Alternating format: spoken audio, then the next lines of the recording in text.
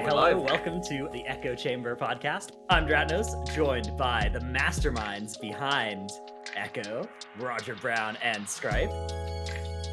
And joining me as well is Jeath, one of my fellow casters and former Echo Raiders as well, as we're going to talk everything about Vault of the Incarnates and the Race to World First, all the questions that we've had as a community about how that all went down and everything behind Echo's success there. So very excited to be here and glad to be able to talk with you guys about this.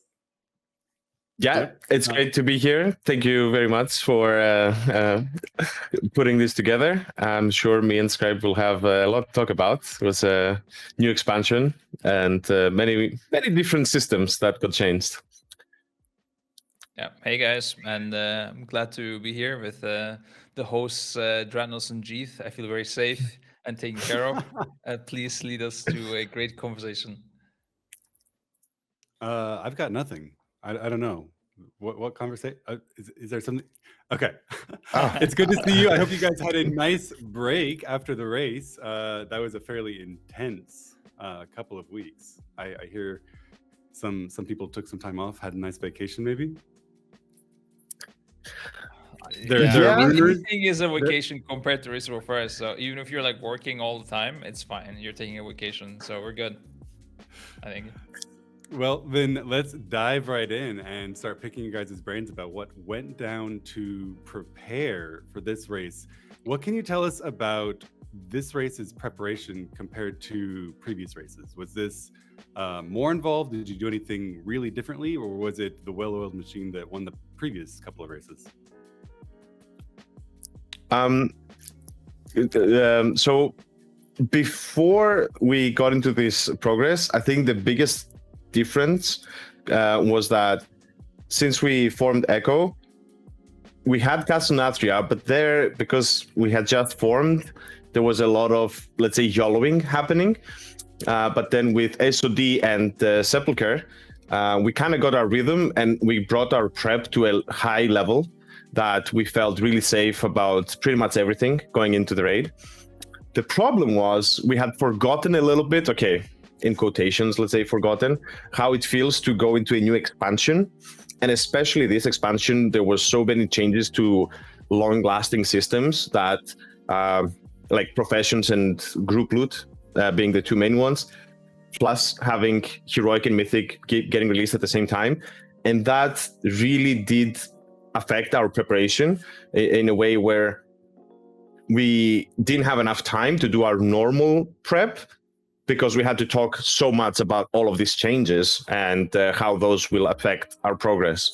I'm sure if you want to jump into the whole looting system, I'm sure Scribe here would love to tell you all about it. Yeah. I mean, I do not want to let us speak about loot. The difference in prep was mainly, like Rose said, the expansion prep is definitely very different than normal patch prep. So you do a lot less for the bosses and a lot more for like systems that come with the expansion. I think mainly, the loot system was definitely an interesting one. Especially we didn't know that we're gonna get more eye level with like rares and stuff. So we were assuming, it would be the max we get is like 372, and then maybe with some crafted items. But it was definitely higher than we expected. So that kind of nerfed the raid loot slightly, even though it was still obviously very good to get raid loot. But we thought it's going to be like insane, right? Which is why we had so many characters ready. But yeah, I think we learned a lot of lessons from this tier. That's the TLDR. I don't want to like get into the lessons too much because to a degree it's a competitive advantage. But we tried a lot. And there was definitely moments we failed. I'm sure many teams had similar difficulties when it came to loot distribution. I saw some people taking quite a long time, including us. But yeah, I think a lot of lessons learned. Hopefully we start the race not on the 4th day next time. That would be great. Go ahead, Dratnos.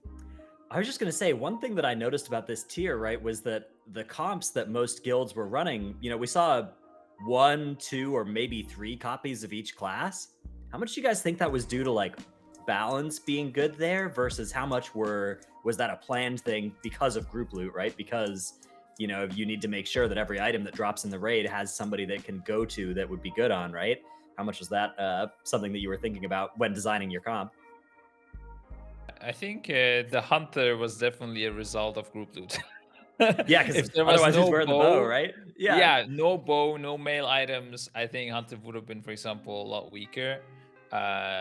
Similarly, some plate items could have influenced some decisions here and there, with the DK, for example. But I mean, they were good classes for it as well. So I don't know how. I don't think it was too big. I think classes like the thing with this tier, especially with the talent systems and stuff as well, is that you had a lot of people that could fill different roles and also the same roles. Like, you know, for example, a rogue can be rogue is maybe an extreme example because they can do everything, but you know, they can bring the AoE, but they can also bring the single target. So you can cut a class here or change their talents to fill a role that the rogue would, and then that rogue can go Asa, and then Roger can do the AoE, for example, right?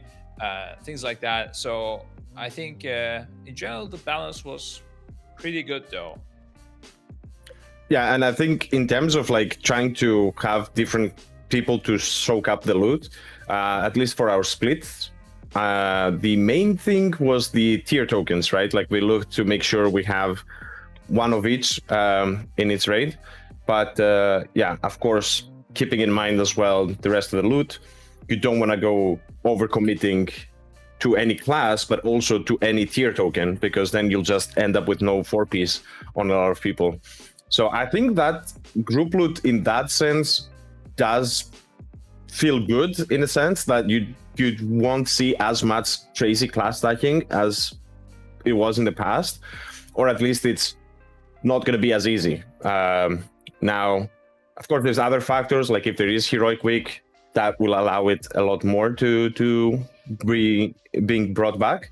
But yeah, I think that was the tiers. I mean, everyone knows it, right? Like it was a topic the previous raid as well. If you don't get 4-piece, looks pretty bad. Yeah, it looks pretty bad. You're missing out 5-10% damage just like that. Not great. So yeah, that was the main thing. And we did a lot of math as well, I must say, of what are the odds, you know, how many groups do we need to make? So, you know, what are the chances that each person will get the 4-piece, including heroic only, normal as well. And yeah, at the end, it went pretty okay, I would say, though. Yeah. You touched on earlier a big workload going into the tier being the new systems of an expansion that are completely different than the previous expansion instead of just bosses. Mm-hmm. Do you have a system within your team for breaking that down to talk about, okay, who's going to figure out how to optimize the group loot? Who's going to figure out how to make sure we're doing professions correctly? Who's going to figure out the new talents? Who's going to figure out how to level? Who's going to do the dungeoning? Do you have a kind of a system in place for that? Okay, I just want to say one thing in terms of professions, because you mentioned this, and then I'll pass it on to you, Scripe. I always will remember this quote from Scripe. Every time I get asked about this, I will always bring it up. Yeah, there was a time before the pads got released, when I was like, guys, okay, so what is this about the professions? I mean, let's just figure it out. Let's do it. And then Scripe hits me up with, Roger, you don't understand. I don't think there's a single human being in the whole world that understands fully this new system. It's so complex. I was like, I mean, it's kind of true, though. It's kind of true. So yeah, go ahead. That's great. Yeah, including the devs that made it, by the way, I think. And this wasn't even like when you said before patch. This was actually like before, a couple days before progress, because I think I was like noticing, okay, there's a lot of the min-max here with crafting, and I'm not sure if we're gonna have enough crafters. So I was looking into it, and you know, at some point, you know, if nobody has taken care of it until that point, it is escalated to me, let's say, and I have to do it because other guys are also playing and stuff. And yeah, I spent like, I don't know, 5-6 hours, you know, looking it up. I was starting to understand it, I actually fully understood how it like works, but I would have to collect more data and then also make it, I also visualize it for the people that will, let's say, sign up to craft for us. But I had no confidence that people will be able to even tell us if they can craft something or not, because they will think they can and they will want to be like really helpful, but they'll just, they will scam us by mistake, kind of. So in the end, I said, no, we're not doing this. But to your question, Jeath, yeah, in general, like the best system technically would be to have a complete centralized thing. If there was one all-knowing being in our team, ideally me, and then I know everything, I can control everything, that would be perfect. But obviously that would be a big bottleneck, and I can't do all of that. So what you do have to do is decentralize and delegate some tasks to people. And in general, I mean, as a raider, as well, if it's anything regarding your personal class, in general, you're responsible for it. We might be like, oh, you need to pick, I don't know, Ring of Frost for this boss. Can you do it? Or Master Spell for this boss, or the CDR on it or something. But aside from that, you're kind of responsible for it, and also responsible ideally for bringing it up if you think your talent is going to be really good for a boss. We will do like tests and stuff, but that's kind of your responsibility. And then when it comes to organizing things that doesn't need a single person's involvement, it is the officer's duty. So for example, this crafter thing, that's why I try to do it, but it's a long story. Or split runs, right? Like we wouldn't expect that from a single person. This would be an officer duty, and one of the officers does it. In this case, it was sadly my topic, even though I'm a bit ashamed to admit it. Yeah, so there's some like task distribution, mainly officers working on things, and if it's too in depth, then the class expert or something like that needs to step in. Like if we need to know what boomkins need to do, we ask Canix, or he needs to or be Lorgok, like, of course. Yeah, or Lorgok, or Tobo, or Frago. They're all great players, but Canix is a bit better when it comes to theory crafting. I'd say like that. Okay, it's no secret. So yeah. There's people that we just speak to and get info, and they're responsible for their own stuff. Yeah, I think just to add on that, on what you said, did we have like a proper system to get all the information? I think, like I said, we had developed systems for non-new expansion, let's say, things. So all of that was kind of handled or pre-assigned, let's say, in a sense, because we knew who kind of did what in the previous two progressions. But yeah, some of the new things, maybe we underestimated them at the very start. Some of them were, like Scripe said, a bit too big to gather on one person. In the end, we had to scramble a little bit. I think especially with professions, we kind of left it a bit too much. Then at some point, Mers also jumped in, and at the end, it was the community also helping us a lot, right? Like getting all the crafters in.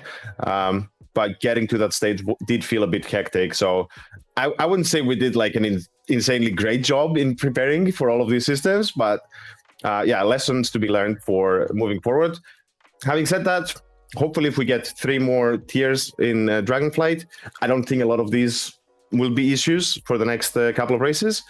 So hopefully we can go back into talking more about the bosses and less about does this Lariat proc rank 5? How much do you want for it and all that? Actually, one funny thing I want to say, I think at the end, people knew better who can craft what and their names by heart than they knew the boss mechanics. That's how crazy it had gone. Like, yeah. So yeah, it was messy, but we powered through it. Let's say, yeah. Yeah, I do think you're right that like the huge overload at the start of the expansion, no matter what they do with professions, it's not going to be that much new info at once. But Yeah. okay. And what Scribe said as well, I think with the rare farming, for example, that caught us off guard a lot, because that meant we were planning how many hours we're going to need in the first 2 weeks to level up all the characters, because we went pretty hardcore, I would say, having 9 characters each. But we thought, okay, we level up, we do them zeros, that's it, kind of. And we were even a lot faster with leveling and doing them zeros than we had anticipated. So everyone thought, okay, well, we're going to have some time. And that's what I thought as well. It's okay, guys. Once the expansion is out, the info will be flowing. Skype will have a chill time as well. Like, it's going to be fine. Then the expansion kicks in and we're like, oh, we need to do rares. We need to do the Cobalt farm. Wait, there's this new, like, the Siege of Dragonbane Keep spam. And at some point, you were just waking up and you were checking Discord. Hey guys, is there a new tech? What are we doing today? Like what's going on? So that meant there was very little time to investigate the systems as we would have hoped for. I think that's actually was our last saving grace, to have a calm progression, and that was stripped away by the random rares who decide to always drop that plate helmet. I hate that plate helmet. I got it too many times. Yeah. There was a huge amount of discussion this tier from multiple teams, casters, players, a lot of people about one of the biggest systems changes, which was Heroic and Mythic launching at the same time. And I wondered what you guys thought about that. Whether you liked how it turned out, whether you hope they change it going forward.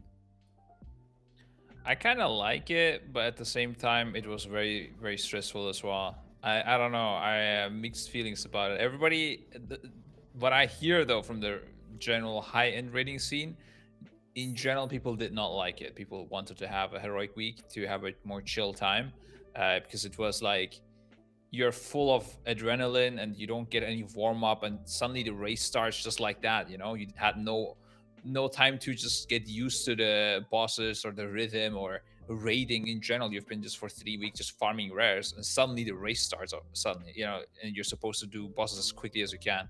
Whereas with the Heroic week, you had this easy warm up, get used to the mechanics, fix your weak auras. Yeah, it didn't have any time for that. It was just straight into it. I don't know. I think my ideal scenario, and I said this actually to Blizzard as well in the feedback Discord we have. I was like, Heroic and Mythic is gonna release at the same time, and the goal, like in my eyes, is to, straight up get into it, and into the hype. But what will happen is that we will all just go and run splits for a few days, and it's just like Sepulchre repeat again. And even worse, because the gear is even more valuable now and people are super undergeared. I think if it would make more sense to me if it would go directly into Mythic, like if they can make that happen somehow. I mean, I provided some solutions, but wasn't good enough, because obviously you got to take into account the whole community and not just the high-end raiders. But yeah, I think if that was the case, I would enjoy it probably more, but honestly, I don't know. Maybe the warm-up is just worth it. Yeah, I kind of pretty much agree with what Skype said. Funnily enough, and just to make, with Jeath here, I can't miss this opportunity to make a Final Fantasy reference. It's kind of funny how when Final Fantasy decides to change their system and implement always a, let's say, Heroic week before they release their, Sabbaths, Mythic, in WoW we do the opposite, right? Like, it's like a funny way where in both games they change the system to what the other one was doing before. But I do think it's always easy to say like, oh, the grass is greener. When you've just experienced one thing, you're like, oh man, this didn't feel good. But then you don't remember when in the previous times, for us, of course, right? Like I'm talking about the Race World First teams, we were also not loving the Heroic weeks. right? Like having to especially go through PvP as well, which is something we didn't bother doing this time, and doing a lot more M+, because in Heroic Week in the past, we would do on multiple characters a lot of M+, because you didn't know what you were going to get in the next box. Anyways, so we are always going to utilize as much time as we have. And I think it's a good point to mention that, well, okay, it was definitely a lot more stressful not having it and going straight in both difficulties. But at least you didn't have a week where you were just mindlessly doing what we would consider, let's say, generally easy content or content we're not loving to do and spamming it to endless degrees. So I'm, again, with Scripe on this, I would prefer if they kept it like this, but somehow get rid of, if not the total amount, but at least partially some kind of change that would minimize splits. I think that's what is the only thing that would help the top end community. Can it be done in a way that doesn't affect the general population? I'm not sure, but I would love them to, if they want to ever help us out, look into that direction. Just anything, just to make splits not be so huge for us. Yeah, it's tough because you hear ideas to fix this, and it's just there's always something that would like, oh wait, this would like impact all the normal people, this way or something. But I know there's some good ideas out there. There's definitely ways you can, if you're willing to think outside the box, I think there are definitely ways that it can work and it can still not diminish the experience from other people. But I'm not sure if Blizzard is willing to do big changes in how their loot system. I mean, it's basically the loot system, how it works exactly. I don't know. I think they will. In general, though, I think they're very conservative with their decisions. We've been having these 20-man raids this exact same way for a long time now. Yeah, since we started streaming Race War first, it's always like the first year 7 bosses, then 10 bosses, then 12 bosses or something. Loot system exactly the same. I mean, sure, they added now tier sets back, and before we had Azerite armor and stuff like. But in general, it's always the same amount of loot dropping per boss. There is no like one boss raids like in the past. There is no changes to the size of the raid, or back then you had 10, 25 man and things like that. Like it's just always the same. And I think they just are very, very careful whenever they want to change something. They're very hesitant, and it makes, and there's a reason. Obviously, what this works pretty good as well. I mean, there is a lot of pain when it comes to doing splits, but in general it works. But at the same time, I think mistakes and boring things, or like when there's a bad outcome in raiding, some sort of changes, I think the community is a lot more willing to forgive if they are trying something out and they are reacting to the feedback right after, than if they are repeating the same mistakes over and over without even trying, right? Like it's okay if you try and fail to fix the splits, and maybe it's even worse if you do even more splits. I think sometimes this did happen, but like, for example, trying to do Heroic and Mythic release, I think they maybe didn't imagine it the way that the first team would do 3 days of splits at the start. But it's better than them not attempting to change anything, I think. I am kind of curious though, right? Because I haven't had enough chance to talk to generally the community about this. Is the overall sentiment that this release of the 2 difficulties, or let's say all difficulties at the same time, was that a positive or a negative change? I'm not sure because I haven't had the chance to talk to a lot of them. I don't know if any of you has a better feeling in that regard. I don't know that I have a good pulse on that either, to be honest. It's tough because I like the people I talk to that are in various top couple hundred guilds are usually kind of negative about it. And then for me personally, like it was really hectic because I was trying to do all the stuff to gear my character while casting the race as well, which was a lot harder than when there was kind of a heroic week to do that before casting started. But again, it's sort of like you guys, right? I recognize I'm a pretty small that's a very small portion of the player base. So like if it's bad for me but good for everybody else, then we should. Yeah, keep it, exactly. right? Yeah. Mm-hmm. Yeah, and I'm not sure. I also like a lot of the ideas of the heroic week, or of the no heroic week, like of just going straight in. It's just, but then we didn't actually go straight in, right? Everybody, like world first Aeronog was Thursday or something. Everybody was doing splits all the way down. So I don't know. It was Yeah, I would say though, from my point of view, that's where they should look in terms of like, should they keep it or not?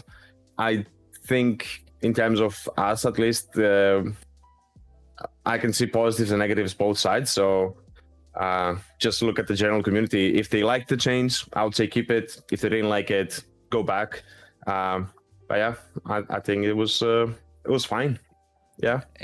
In my dream world, definitely we would be going straight into Mythic, and loot just would be, completely secondary thought.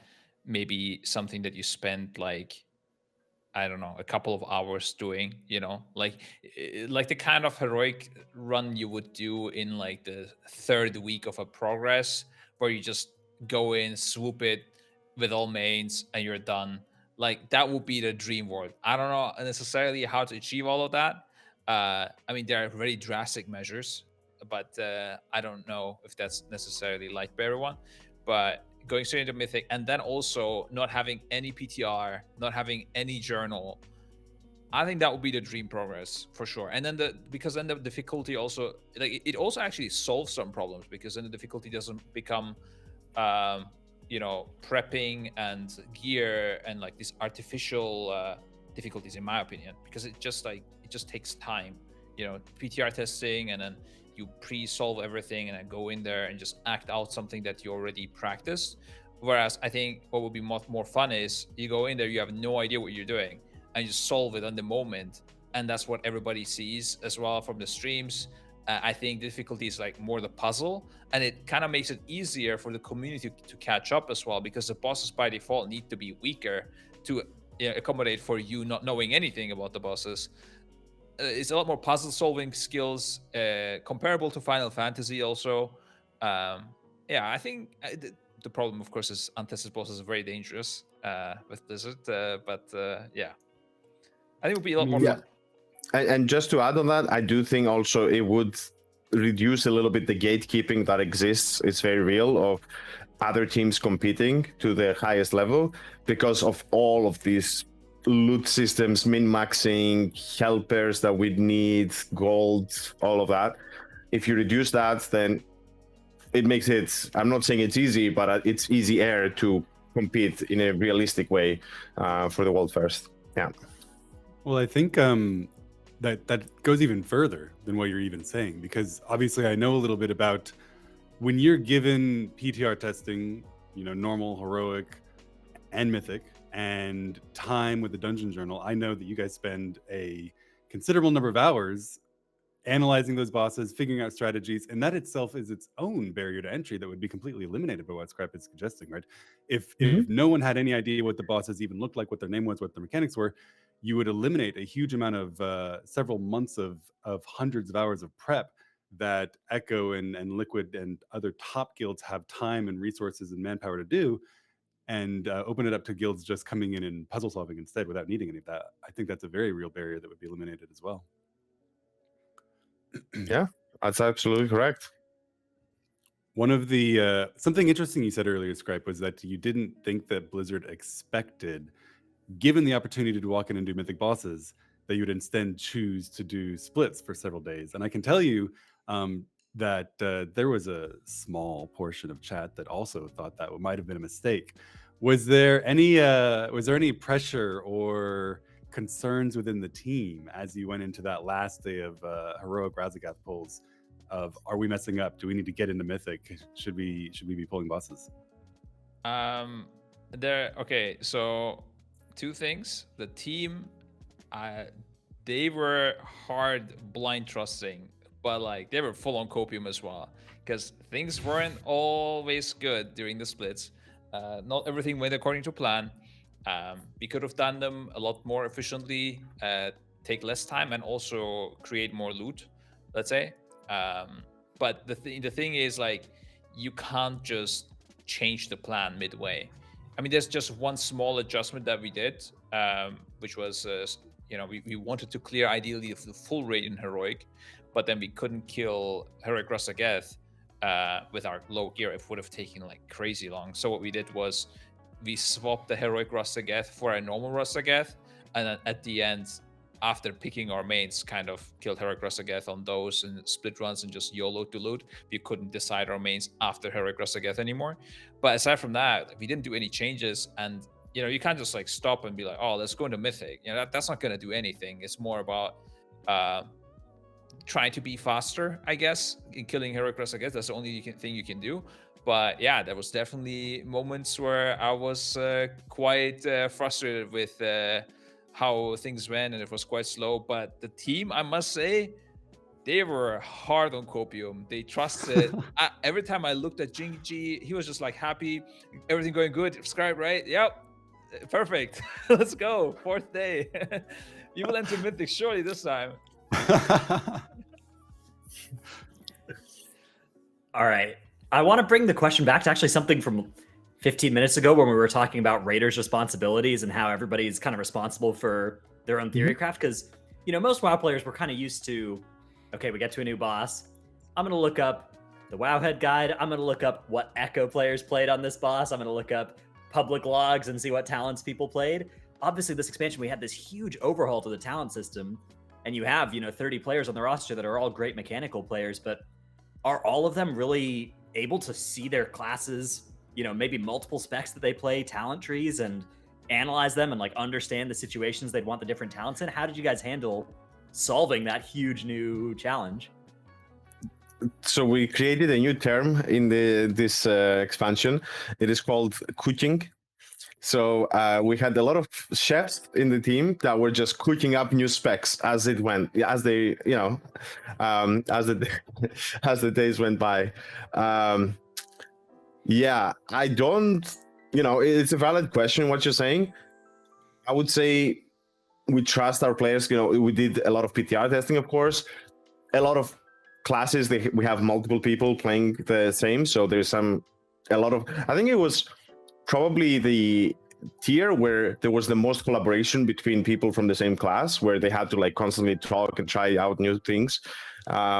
So that was pretty nice, I must say, because a lot of times in the past, it's kind of obvious what you play, and then you don't have that level of communication.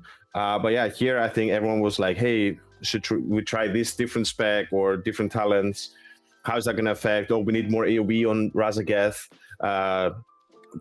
or we need more single target, let's say, but someone else needs to cover the AoE. So some nice adjustments there. In that sense, I do think the talent system also works pretty nicely, although of course it's the first iteration, so can definitely be improved upon. But yeah, I think we just trust that our players did as good a job as anyone else would do, right? There's always infinite possibilities to improve. And I'm certain that some people probably didn't play the absolute optimal specs on those bosses. But it's also a matter of figuring out what is the issue we're struggling with and adjusting for that. So a good example might be we needed CC on Razagath for the sparks that spawn. So then we would be like, okay, guys, check, make sure you have like whatever you can to get those stacks off. We even had a lot of people like race swapping there, some torrent action going on for the war storms and whatnot. So yeah, you adjust, and then if you see, okay, can I get away with getting rid of this because now in the next phase we need something different. So yeah, I think everyone did the best they could, and yeah, it will be much easier in the next patches, in the next progressions. Like I said, like a lot of these things will be super figured out. There was also like bagged talent sometimes. So like for example, like for me personally, like there was a bag talent on hunters, and got fixed actually like a day or two before we got the kill on Razagath. So some things you can't even pre-plan fully. You don't know what's going to get fixed, what's going to get changed. There was also buffs and nerfs happening like mid progression. Nothing huge, but substantial enough where everyone was cooking basically the whole day. I was just like looking at the the huge tab and trying to see what they can mix up. I think another funny example of this might be, and maybe you can correct me if I'm wrong, but another funny example to me at least was it's somewhat famous, I think, as maybe a meme about the talent system that it's a DPS loss to take some CC talents. Famously, it's a DPS loss to take Solar Beam, right? No Boomkin wants to take Solar Beam.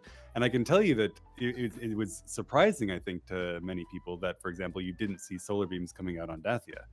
How much is that Boomkin saying, oh, if you make me take Solar Beam, you might as well bench me, right? I mean, if it's a DPS loss, we're not gonna do it, yeah. Mm-hmm. No, but I mean, it wasn't really needed. Those ads actually, they don't do that much damage. I had to explain this multiple times. Like, if you check the damage done by them ads, it's very low.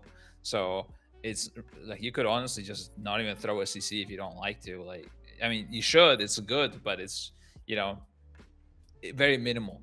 So it was fine. We didn't need the Boomkins ever to take Solar Beam. It was only an issue at some point on Broodkeeper where we didn't have enough interrupts on the far ass because we had so many druids. We had more than liquid. And so we were running out of interrupts. But then we found a melee that was sneaking around without using his interrupt. It was it was Salta that I had in an assignment before, and then I removed him without realizing. And then we had an extra, and then we were good again. And we were using spell reflects and not interrupting a big ad, so it was fine. I mean, I do think from what I've heard, generally the Moonkin Solar Beam is the only kick that is like really causing a big DPS decrease. I think everyone else just gets it pretty easily. And yeah, I mean, they were already doing some CC with the sparks, doing the, what's it called? The roar and typhoon and stuff. So I think they were already doing some stuff, right? Like, let's not throw them under the bus completely, right? They were helping a bit with some utilities. Yeah, I think that's the only one. I mean, I personally do think they should fix a little bit the talent system for them so that they can easily get Solar Beam as well. Like, I heard something like, oh, it's a 7% DPS loss. I mean, I don't know if that's true because they, the Moonkins, they try to do their sneaking, but if it's even close to that, I think it's a bit too much. Yeah, like the utility tree. I don't know if they can. Yeah, they should find a way that it's not that painful to get it. Something interesting you said, Scripe, was that that the ads on Dathia didn't do very much damage. There's a misconception. We don't need to stop it. I wonder if you can talk a little bit about how you use Warcraft logs and tools like that to find weak points in the fight and say, oh, it turns out it might not even be worth your GCD to leg sweep if you can do more damage instead. How do you guys dig through that, and do you have individuals that are dedicated to finding that kind of stuff out for you so you can tell the team, hey, don't worry about it, we don't need Solar Beam? I mean, that's why I have like all the details windows, right? When I'm in game, it's actually super easy. I just check. I always have damage taken by spell active, just because it's like so easy to just quickly mouse over, check. Also, for example, I mean, of course, this doesn't happen in Echo, but let's say an ability that you can dodge, and then people get hit by it, and then sometimes people end up discussing, oh, we're dying to, I don't know, healer cooldowns, or because this happened, and then you check. The people that died actually got hit by stuff, or in this case, you check these ads and you see the damage done by the dot and the being upstairs and being downstairs getting pulled, and you compare that to like this little amount of damage from these ads, and it's like nothing. And it's very easy to see if you look at it. Sometimes, especially when I'm not in game anymore, even going to the Warcraft logs, loading the page, selecting these things, even if it's like a minute, sometimes you don't have the time to check that. We're like mid-discussion about a tactic, and this is like a side thing. And there we definitely have a few analysts that we can just say, hey, can you quickly check this for us? And they'll come back with results, and we can solve these things on parallel while discussing other things. Yeah, I think the in parallel kind of innovation has been big ever since like Nyalotha, right? That was the race where everything kind of had to stop to do strats or big wigs or weak auras, right? And then you'd come back in and keep going. And ever since then, when because at the time complexity limit, right? They started parallelizing and were so much faster with that. And now it's kind of this huge race to have all these analysts and have everything that can be done outside the raid at the same time done so that you never like have to stop pulling, right? Yeah, the question is when have we gone too far? I think the breaking point is when we have more people on the outside than inside. Yeah, like we need to be careful on that. When are you hiring every single person a personal coach to whisper in their ears while they're pulling, and next you're gonna kick? Yeah. We did think about that, yeah, like especially in the last boss, if somebody's benched and maybe we're swapping a player or something and they don't know what to do, then somebody should be in his ear coaching him. For example, Nogi did that with Narcolis a little bit on Lords of Dread. He was also in the pool himself, so he did it more like outside the pool. But yeah, this type of stuff can be useful. The thing is, if you're outside as an analyst, it is not as easy to understand everything. A lot of times with like newer analysts, they're very disconnected from actually what is going on. They might think something is a problem, which is not a problem. They might like overanalyze certain things, underanalyze certain things. It's actually quite a hard like job to find an analyst that is really understanding what is the issue right now and what they should spend their time with.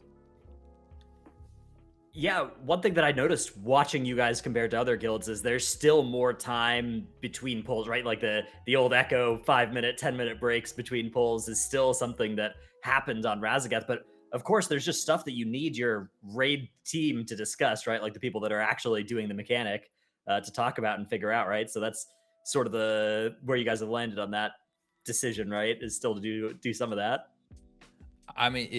If I wasn't passing the raid leading on early phases to Maris, it could even take like way longer. I was like oftentimes becoming an analyst as well during this race.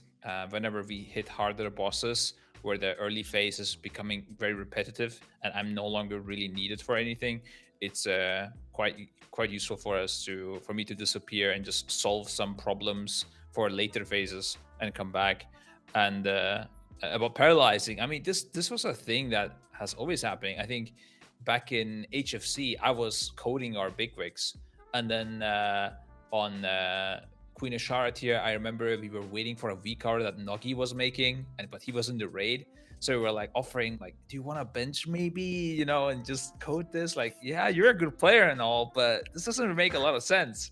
Maybe get out of here. On that one, I remember specifically, we were also like, okay, guys, raid over, see you in 9 hours. And then a few of us stayed there for like 2 or 3 extra hours just to figure out this record. Yeah, that was great. That was, caffeine. An interesting point you made is about the importance of staying like connected and tied into what's happening in order to be able to make effective decisions and calls. So I wonder if you think that because you touched on this, right? If you can have someone who's doing the raid leading that you normally do, it frees you up to parallelize doing strategic crafting and creation. Do you think that it's important? Do you think that you're going to see a future where the guilds are now having? Because I think it's likely true that in most of the top guilds, the head raid leader, the scripe, the 5-head, whatever, is doing the raid calls and creating strategies. Do you think there's a future where those are going to be split into 2 different roles, so that's more easy to parallelize, and you'll have someone raid leading and someone else creating strategies? Or do you think, on the other hand, that it's more important that you lose touch with what's going on and not know how to make a strategy if you're not involved in the raid? I haven't ever done not raid leading at all. I think I could do it and not lose touch personally, but it literally might be also just sometimes too boring. Yeah, like maybe if they're wiping to falling down on phase 1 Razagath over and over, and you literally can't do anything. You're not even raid leading. Like when I'm looking, for example, it was also the case on Halondrus, right? The bombs explode. There's nothing I can do about it. So what do? I just try to do the calls that I do like as precise and perfectly timed and consistently as possible. But if I don't even do that and I'm an analyst, it might get too boring. I probably would still I'm quite weird when it comes to that. Like for example, when we were stuck on Jailer, or not stuck, but we were reaching the last phase, I was just consistently practicing how I'm gonna rate lead the last phase, even though I did it like 20 times and 30 times in my head. I would go again and repeat it until they're there, and then I would rate lead there. And I don't really like stop and just let's grab a coffee or something because this is getting boring. Like I just try to just keep going at it. I don't know if everybody does that. I think sometimes it might get too boring for people, especially if they're not even gonna rate lead at all, and it's day 10 and they're still wiping on bombs. I understand it, but I think to your question, are they going to be completely separate? I think they can be, but if I already left the raid. If I'm also stopping raid leading completely, I don't know if I'm gonna, eventually I'm not even analyst. I'm just like a head analyst just telling analysts what to do. I don't know. At that point, it might be too boring. Yeah. Fair enough. Makes a lot of sense, actually. Yeah, I think overall though we've struck a nice balance, I must say, right? Like, I don't know. It feels good what we have going right now. Potentially, there is extra value to be squeezed, but I don't think for us that's where we definitely need to improve, if that makes sense. Like there's a lot of other issues we have to take care of. This is not a high priority of how can we get a little bit more efficient with this. I think we already do pretty well with once we have the phase on lockdown. Scripe can take that time off, do whatever else is important, and let Maris call for the abilities on that phase. And it's worked great. Previous in Sepulchre and in this raid, so yeah, looking good. Okay, you said that there were bigger problems, right? Bigger things that you could improve on. Obviously, some of that might be competitive advantage. You don't want to give away what you think you could improve on, but is there anything in there that you can share about how you want to improve off of this tier? I mean, yeah, just gonna keep it kind of vague, I guess, but in general, some of our tech in general didn't work as good as we had expected. Some things, funnily enough, worked in the previous tier, didn't work this tier. I don't know how that happened. It's like what was the example someone said recently? Like when the Blizzard added the 4 bug slots for the authenticator and just crashed the whole game. Something like that must have happened where we changed some random thing and it caused, I don't know. Just a bit unlucky, I would say, with some tech issues we had that caused us a legitimate amount of time to fix. Like Scribe said as well, a lot of improvements there in terms of the looting, the distribution of gear and whatnot. I don't know, assigning people faster, some weak auras we can improve upon.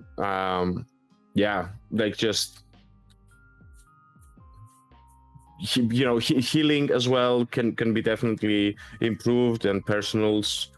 There's tons of topics is basically what I'm trying to say.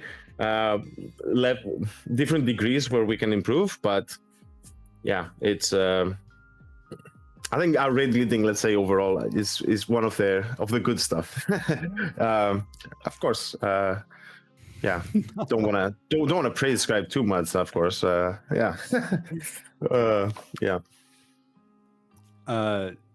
you mentioned weak auras. It seemed from the outside looking in that this was a little bit less of an intense weak aura tier than previous tiers. Is that accurate? Yeah, I think the mechanics overall, it felt like a design swap where the mechanics are a little bit more simple, if that makes sense. Maybe they're not easier to play because of other factors, but you don't need this crazy weak aura side. Like, let's say something like in Lords of Dread, where it's like, oh, you could create this crazy weak aura that just solves and finds who are the villains, or the Among Us, whatever people called it. We didn't really have anything that crazy this time. I personally like it. I think having to rely on really hard to code weak auras to just handle the mechanics is not fun. So I hope they keep it up, but yeah, it's still, there is still improvements to be made in weak auras that don't necessarily, it's not some crazy thing like the radar, for example, we had back in Archimond, which, okay, they fixed it, you can't even make it anymore, but it can be the simple things, just a small sound that you need somewhere, like a cue, a reminder, like a timer-based thing, where, oh, this reminds me, I need to use my roar here. And if you don't have those like neatly made, it can cause wipes, yeah, here and there. Just people forget to press a button.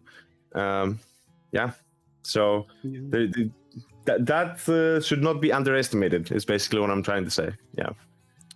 Talking about barriers to entry to high-end rating like we were earlier, it seems to me that if it is true that it's a bit of a design shift away from a jailer, you need a really fast weak aura to assign which of the 6 holes 6 different players go in 3 seconds, or Dreadlords using a 5-head weak aura that identifies the bad guy. It seems to me that maybe it's a good design change to move to something where, like you said, it doesn't make it easy, right? Razagath wins aren't easy to play. There's just no fancy weak aura that's going to help you there. And same exactly, yeah. You don't need a fancy weak aura if it doesn't make it easy. That lowers that barrier for other guilds to, they don't need a weak aura developer in order to play it. And maybe that's a good thing overall if you think that's a design change going forward that they can pursue. My sad thoughts about that is I do agree it would be nice, but realistically I think it's probably because it's an expansion start and they just, there's enough things with talent systems and stuff like that, and class changes and all that good stuff, and I think they just don't want to overwhelm the people. And I think next tier is probably gonna be maybe not as complex as Sepulchre, because that was quite insane, like Anduin and stuff as well, like not just even the weak auras, it was just really hard, but I am afraid that weak auras are gonna come back. I hope not though. Yeah. Now, we thought we'd spend a little bit of time talking about each of the individual bosses, whether anything cool or interesting happened with those, some behind-the-scenes tech. And we happen to have here, maybe you in chat don't realize, but we happen to have here Dratnos, who actually casted the single most fascinating and difficult boss of the entire tier and can bring us in with some insightful observations about eggnog. Yeah. One of the bosses of all time, Aranog there. Very...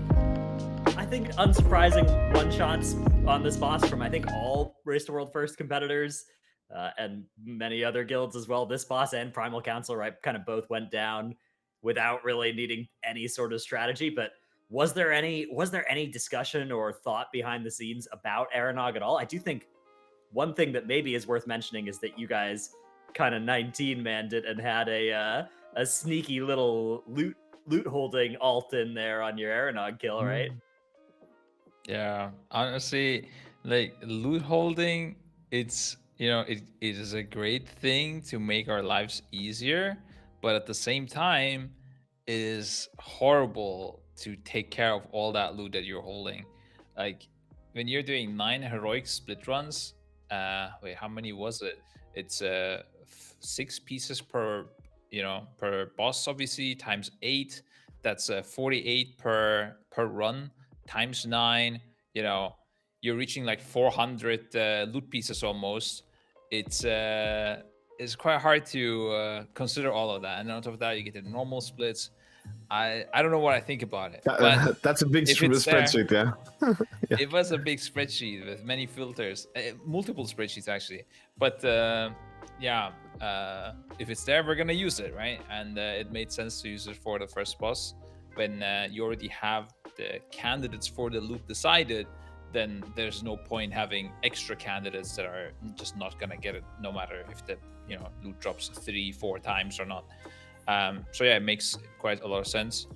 Also for Aeronok, I gotta admit, including probably as many people in the chat, I didn't know the strats that good either for Aeronok. I knew obviously there's a ring and seen the fight, but the fact that we gotta dispel quick, like Ryson was like, you gotta be very good with the master spells, and it's gonna be fine. That's all I knew. We went into it. Yeah, of course, the abilities, but the first bosses I generally tend to not care about a lot. Yeah, generally Scribe is like, guys, don't talk to me about the first boss. You handle it. It's fine. It's fine. It's the first boss. Yeah. I do think though, to be fair, it was a nice boss. Cool. There's nothing annoying about it. It's fine. If you do have some people die stupidly, you can't meet the DPS check probably for the elementals, and then you die. If people do not swap properly, there is some layer of difficulty out there. I'm sure there are recorded wipes on that boss. Actually, we did wipe in one of the out raids we did recently. So I think it's fine. Nothing too punishing though. Like the example I keep thinking of, it was Tomb of Sargeras, where it was that boss that shot the fell orb. What do you want to call it? Yeah, I don't know. Goroth. Goroth, yeah. I think Goroth was too hard of a boss for a first boss. So I think they did a good job with this one. No complaints. Not crazy memorable either, though. So there you go. For me, the most memorable part of that boss was what you talked about a little bit with the loot character coming in, because obviously you guys knew what was happening, but from the outside looking in, no one had any idea what was going on. I remember because we were looking at the logs and I see Clicks is on some unbelievably low item level shaman, and I'm like, did he log on the wrong one accidentally? Is he wearing an Orgrimmar cloak? What's happening? And then it happened again on the second boss, and it's like, oh, okay, they're just saving the loot. Did that end up paying off? Did it end up being worth it? I think it always pays off. Yeah, honestly, sometimes we're like, damn, we should had it held longer.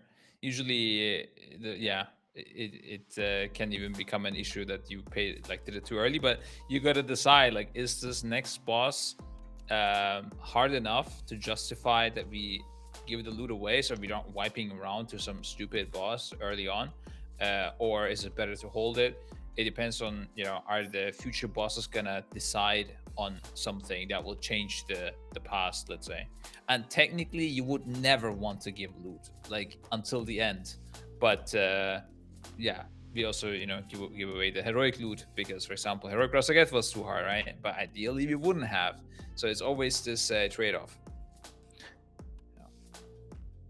Also for Aeronok, actually, the fire ring and the elementals, I think, because Roger said it was a good boss, I agree. The one thing I would like more is if on such bosses, the ad that you get a kill, let's say the boss DPS check is easy, right? I would really like it that, the ads are really hard, that you actually need to hold CDs for it and just, assign that, and those people just completely destroy those ads. It's maybe not as enjoyable for a casual player, perhaps. People like to use CDs on CD, but as a raid leader, that makes me use my brain somewhat, at least. Is there an example of a boss this tier where that was really important, allocating DPS onto specific ads with specific people? I think Dathia was quite interesting, where it made sense to hold some CDs sometimes. I think sometimes hunters held it, depending on which bridge they were assigned. I don't know where Roger ended up in. But also Razagath, for example, on the intermission platform, if everybody uses the CDs on the first one, the first ad, let's say, that has the flame shield on the fire side, well, what are you going to do for the second ad, right? So it just makes sense so that everybody can do also efficient DPS, so that for example, a class that is really good at AoE isn't forced to do single target, and vice versa. It's good to use your cooldowns also so that you get the most out of it. Yeah, I think Razagath was like the first intermission was the time where there was a lot of communicating between the group. So because we were splitting in two different groups, and we had mages saying like, "Oh, don't worry about the second ad. I'm gonna destroy it. Doesn't matter if you touch it." Like Flex was like, "Get off that ad. That ruiner is mine." So we assigned like over time, right? Like we didn't like have a spreadsheet where like everything is fully listed. It was more like, okay, we do pulls, and as we do more and more pulls, you see the result and you adjust accordingly. And especially, I would say, grief torches came into play on that as well. So you had to think where you want to use them. Yeah, they still touched it. Flex's Maj. He was so hyped to destroy that ruiner, yeah, every time. Okay, let's talk a little bit about, let's keep doing this in order. So Primal Council, which was another kind of freebie that was up there. The thing I remember most about this boss was that the PTR version of this thing was actually kind of a monster. I don't know if in your testing you had this experience, but the insta spreading marks, bigger marks and stuff was I remember thinking, wow, this actually feels like kind of a hard boss. We actually spent quite a lot of time on Council, and if you want to play that boss with an efficient strategy, you can make some really interesting strategies for it, like where your movement and your DPS and your healing, stacking and stuff can be very, very efficient, but it would just be crazy hard to coordinate that, and also really hard to practice it because the fire needs to disappear. It only happens on Mythic, so we couldn't like test it on normal that easily, or quick timer change, it would ruin the whole plan. We would have to stick to a very specific script because the abilities aren't coming in the same way every time. You'd have to learn how to play each way, and we actually did like start off spending a lot of time on it, but eventually we just noticed, I mean, these are 4 stacked bosses. It's the second boss in the raid. There is no way they can balance this to be actually hard, because like, what are normal guilds gonna do? They're just like, are they gonna be able to stack all the classes that are OP for this? I don't know, bring the druids, the hunters and stuff like that. I said, there's just no way. So we said, you know what? This is all great and all with the tactics, but let's just YOLO it. Historically, a lot of council bosses end up being some of the most like strategically interesting bosses of a tier, because if you look at previous council bosses, maybe in Cathal Dathia, for example, where the order you kill them in, which one you kill first, who you leave last, is going to change what mechanics you're dealing with, and some of them may look easy but end up being harder. Do you think that this was a bit of a missed opportunity, or do you like a council boss that you just, okay, we're just going to cleave this down and it's not a big deal? I think it was a fun experience, the whole stacked AoE for the whole fight. I don't think I would say like this was like, a difficult experience. It was like going into just doing some fun stuff in the game. It wasn't necessarily a difficult boss. I don't know if he even wiped on it. I don't think so. Yeah I think it's like, if the plan was to have enjoyment, I think they achieved that, but satisfaction, I don't think so, right? Like, you kill that boss and you're like, oh, I did some good damage, felt good, but you don't feel like I accomplished something great, right? Like, it's like 4 mechanics. Yeah, you have to handle the axes, pop some defensive there. You have to not spread the marks, so social distance a little bit, and deepen the toes when the blizzard happens. I mean, that's kind of it, right? Like, that's the whole fight. Yeah. I mean, I think maybe if they had done some kind of like phase 2 to this fight, it could have been interesting. I remember at the PTR, we were also playing a little bit with killing a boss early. So we get rid of one of the mechanics, like, well, the marks, because they were horrible. But eventually, with a lot of tuning that they did in between the PTR testing and the release, it basically made it impossible. Like you kind of need to kill them all at the same time. So yeah, like there was no creativity really to be had because the boss didn't require it. So yeah, a bit of a missed opportunity, but you know, I can tell you, people are not unhappy when they reach that boss, right? Like they're like, let's pump some dam. So that's I guess not bad. But, yeah, as long as it's like early bosses and only a few of them that Yeah. are like that, I actually do think it's kind of fine as well. it's a bit of a loot piñata, let's say, right? Yeah. That's basically it. Yeah. I think one of the biggest things as well about Aeronog and Primal Council was those very rare items they had, right? The ring and the trinket, both on Mythic and actually on Heroic, were really interesting additions to the loot table. And there were, of course, some of them from other bosses as well. But how did those items affect any of your prep or strategy? Or was there interesting RNG as well in any of the split runs or in any of the Mythic about how those things were dropping and what they did for your raid? I think, let's say like that, they could have had more impact if we knew how big they were. We were a bit under-informed and under-prepared for, in general, those items.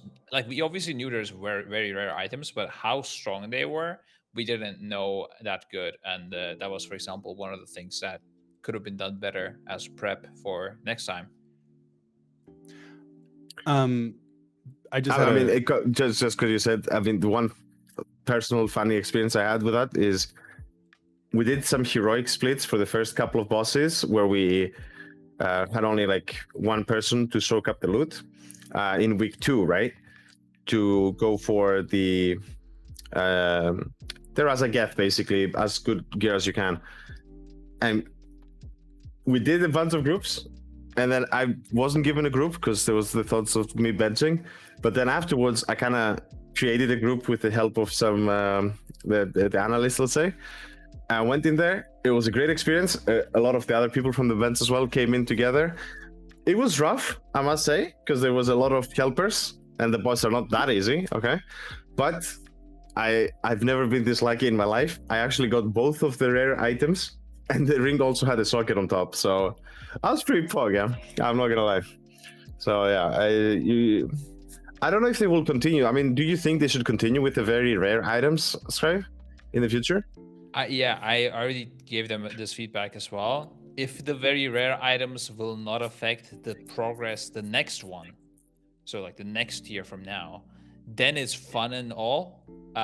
If it does affect, then holy moly, that is not good. That is not good at all, because if we're doing this many characters and farming all of those items on all of those, I mean, good luck. Yeah, you wanna raid every day, kind of your life, right?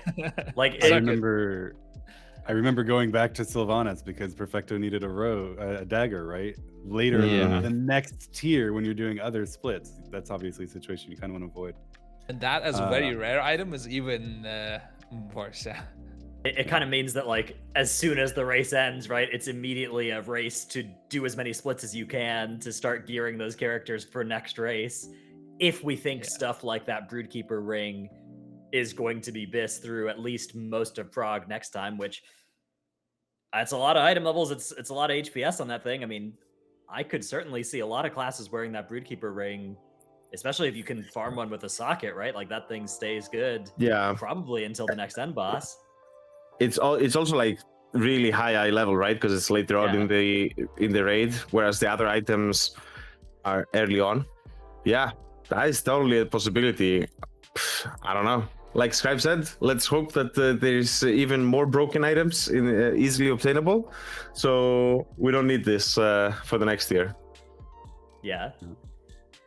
Okay. Well, I guess Teros is next. Yeah, if we're going in order by boss, which we're getting to a boss where there were some wipes. This is the first boss where, after a couple of guilds went in to start killing mythic bosses finally on Thursday, there was a bit of a wall.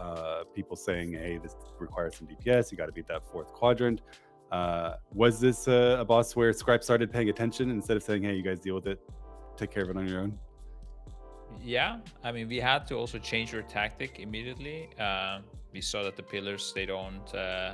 well, the pillars, I think, did less damage as well, but the main thing was that the dust did a lot more damage. So we decided to, I mean, it's, not rocket science, Liquid did the same, right? Killing all the pillars at the same time was better so that you didn't overlap the damage also with the dust, because otherwise the dots would be ticking as the dust comes and blows up as well. It's quite an obvious change once you see it, but I think even like these small changes, when you practice the tactic with the raiders, what we wanted to do so many times, the moment like some small thing changes, they're like, wait, what's going on? And suddenly start failing the simple things, like forgetting what they practice. So there was like a little bit shakiness at the start, but I think on the kill pull, even like we were kind of still adjusting. I think the pull after that actually would have played perfectly, but we didn't even need to do that, so it was fine. And since it's ideally you don't want to have to play perfectly to kill it. Mm-hmm. Yeah, like I was saying in another time that I think Teros is like really well designed overall. Like I think it's one of the better designed bosses, and it's basically what Skrillex, whatever his name was, should have been, let's say, but didn't really achieve that. I would say it was just like lackluster. I think Teros hits all the marks for a early single target boss that has mechanics. You have to play the game actually to kill the boss, and the DPS check is not free, but it's also not insanely tight. So I think very, very good job to whoever tuned that fight, and the mechanics were fun. I don't think they were annoying as much. Yeah. At the same time, though, if you imagine that we didn't do splits, or at least not to this extent, this would be actually quite a tough boss.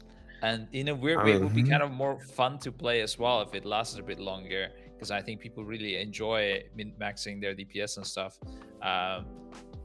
This is like the weird things that I sometimes don't like about the fact that we can do this many splits. Also, it's not just that we are doing these, but sometimes bosses that could have been, that we could have been on equal footing as with the community as well.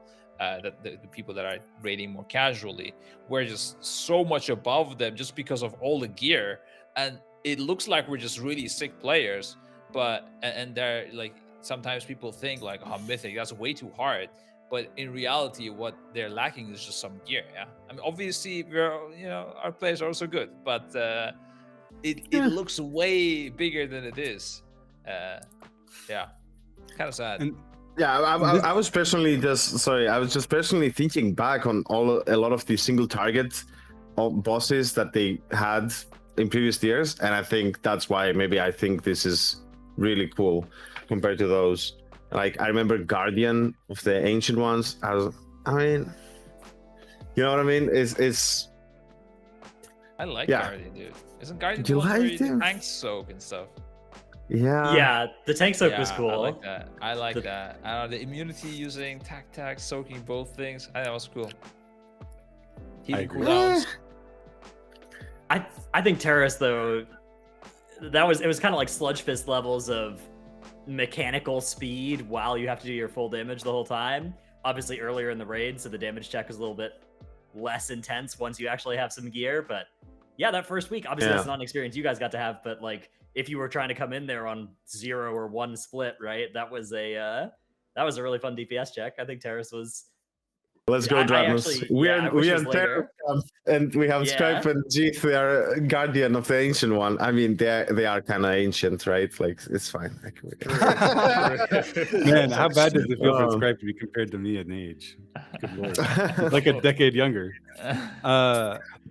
It's interesting because one of the consequences that maybe could have happened this tier to the merged heroic plus mythic launch is that you're killing mythic bosses with 1 heroic lockout worth of loot instead of 2.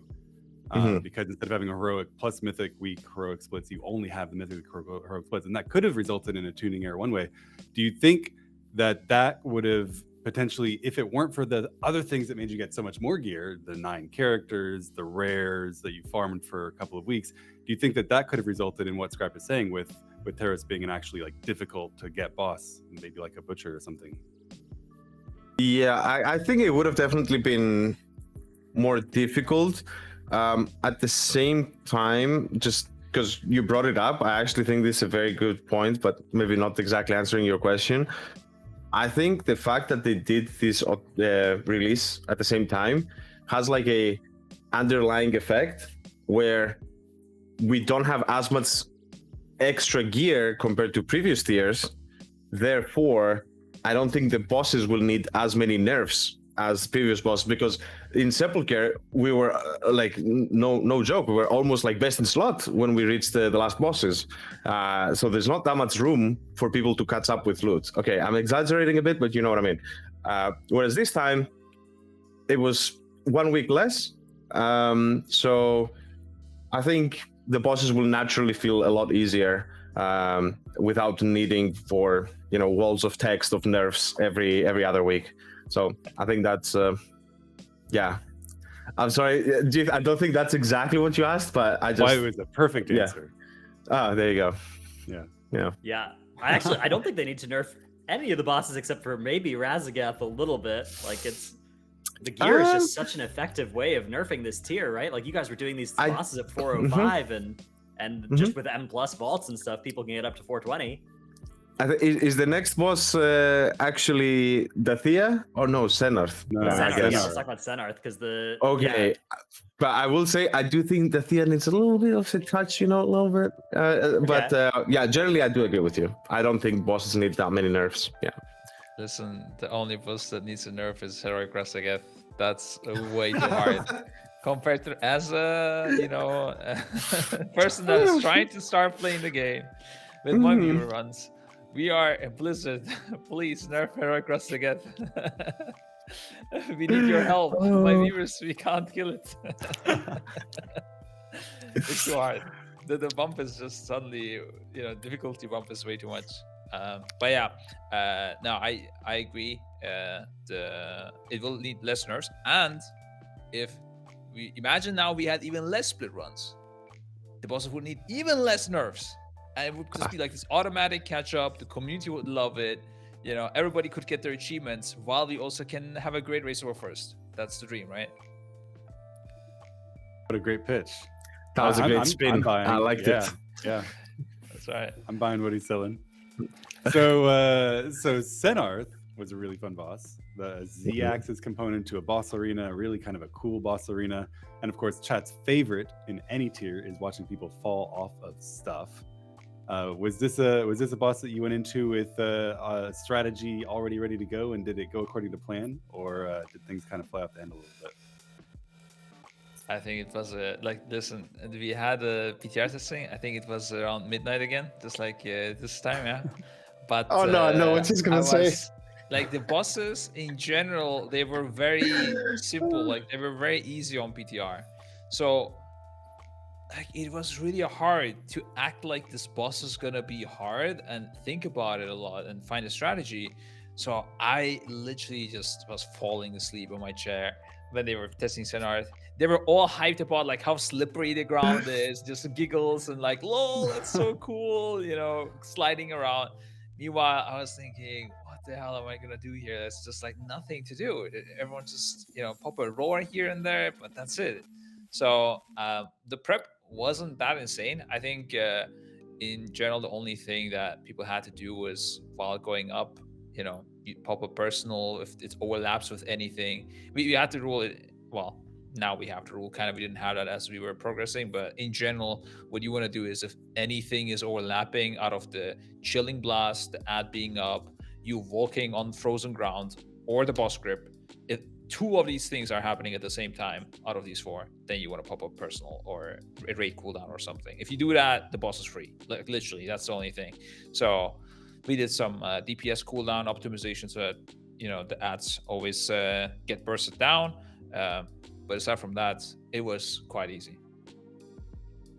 Yeah, I think most of our time spent on that boss and prep was in the second phase, actually. because the first phase, I mean, you just play it, right? Like, you just don't fall off, don't die, kill the big spider because it actually hurts. Which I think we called that spider, what was it, Kyle or something? Like, I don't know. We gave that spider a name apparently randomly. I don't know. Yeah. Yeah, we spent a lot of time in the last phase though. Like, how do we place all of the bombs? Let's say. I remember I was making like a bunch of pictures of like, so we place the first bombs here, and then next slide, you know, the boss moves a little bit, and we place the next ones over here. And how do we plan? We even thought, actually, this was a crazy idea. We tried it once on PTR, and then we never tried it again. But there was the idea on the last phase. So you have like this long platform, right? The boss is in one edge, and then he pushes you away, right? So the crazy idea was like, you get pushed one side, and then you wait, and the boss comes to you, and then you get pushed back the other side, right? So you do the ping pong back and forth. Sounds great. Sounds fun. Really bad when you try it out. Don't even like, no. So we went back to just doing a normal like creeping strat, but in the end, you just reach that phase. The boss is kind of low already. The whole like cocoon mechanic where you need to kill a spiderling, I don't think that, first of all, is a great mechanic. I don't know. I wish they had done something different. And then you just bop anyways, or okay, someone died, like the tank died, combat res them, or someone else died. I mean, whatever. That's an extra grief torch, you know, like you just could keep going. And the boss just died, right? Like, I think the boss was cool. They could have done, I think, better maybe with the last phase though, a little bit. But the overall feeling as a player, not as a raid leader maybe, but as a player, it was kind of fun. Yeah, there was. I mean, during the race it was fine. It's just during PTR, bosses were so easy tuned that it was very boring. I think it was in general a problem actually. Like Kurok was also very easy on PTR, if I remember it correctly. Up until Broodkeeper, everything was very easy, and I just didn't know what am I supposed to do with this. You know, like, am I gonna act like it's gonna be hard? What do I act like will be hard? You know, which ability will be harder? I don't know. It was a bit weird. Yeah. And last thing I do want to say is that I did have a bet with no one really. I just made a bet against myself, I guess. But I said if I do fall off in phase 1 on Cenarth, I would put 1 million in the guild bank. I didn't have to do it, thankfully. But I will say, they almost got me because they actually made it a lot harder compared to PTR. PTR, it was a lot easier. Like the ice became really slippery on live compared to how it was in the PTR. But yeah, I mean, I played BM, so it was pretty easy. Yeah. Yeah. Those first 4 bosses all kind of died, and Yeah. there was like 12 or less pulls, I think, for all of them for you guys. And then we got to Dathia, which Liquid had been pulling this boss for 50 pulls or something, and then the boss took a 15% health nerf and an enrage nerf as well. They added that 5th ad back in. So that all happened like as you guys were starting prog on Dathia, or maybe even before. How was the experience of progging that boss? And also, I guess, what do you think would have happened if they hadn't pushed those nerfs to that encounter? How long would it have taken extra? I mean, honestly, don't know because we didn't pull it unnerfed. I think that is one of the weird things of progress. When you progress on a boss and then it gets nerfed, I think it must be also quite frustrating for Liquid because they obviously practice it. I mean, in the end, they do kill it much faster than us because they had it practice, and then we go and wipe around there. But it's definitely a time save for us if we don't pull the boss at all and it gets nerfed. And I think this is probably one of the biggest issues in the Race War First, actually, when it comes to like the competitiveness part about it and making it fair. Like the fact that bosses have to be nerfed, and I mean, you guys saw it on Razagath as well. The timing of those nerfs, how big should we make the nerf?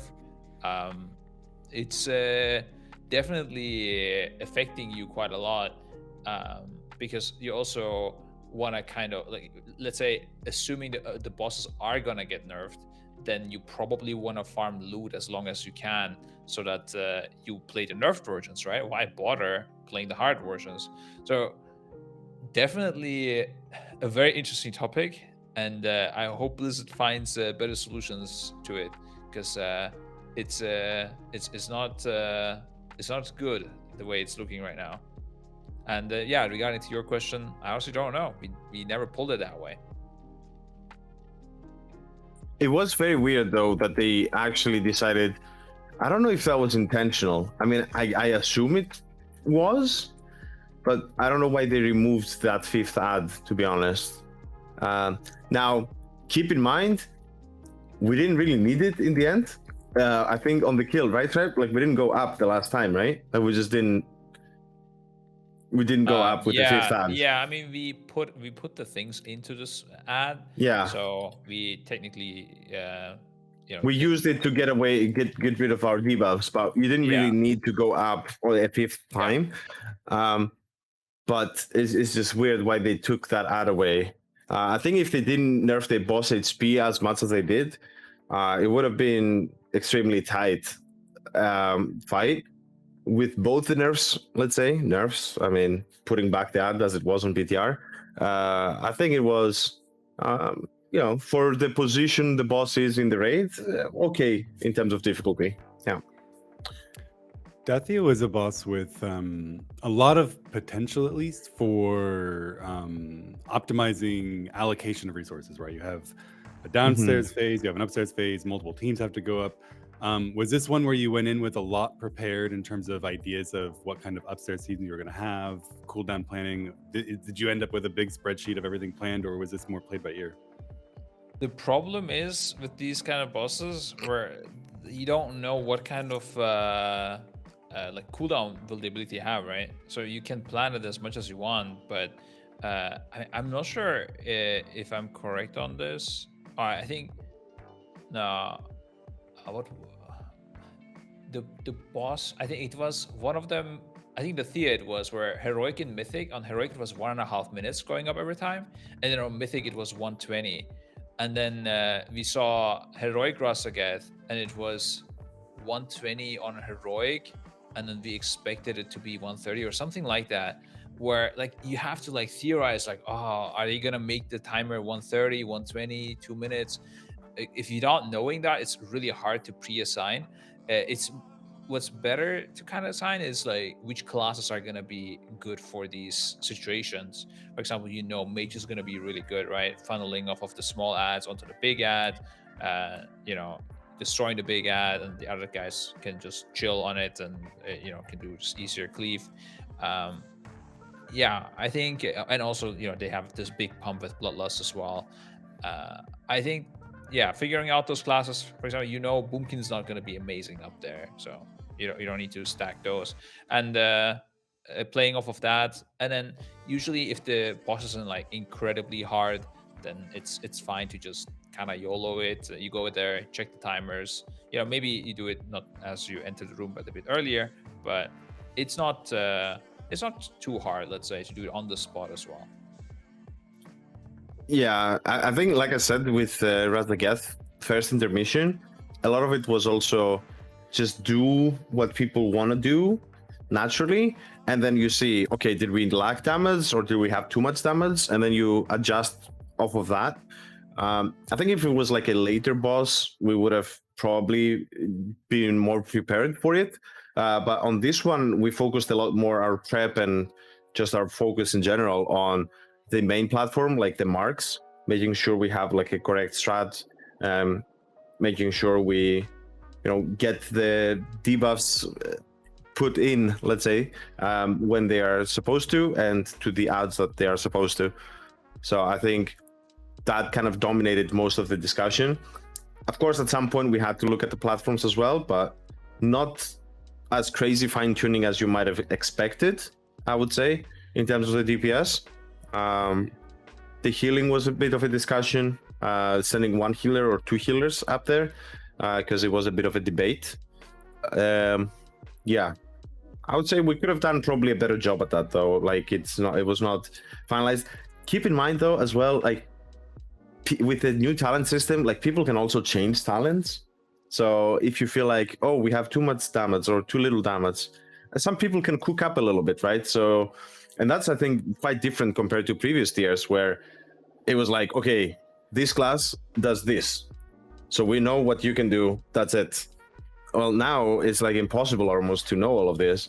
So yeah, I think it's a little bit more incremental changes from players. And if it's a big problem, okay, maybe then we send an extra DPS upstairs. But we had, for example, a couple of people who didn't go upstairs at all and just stayed on the main platform permanently.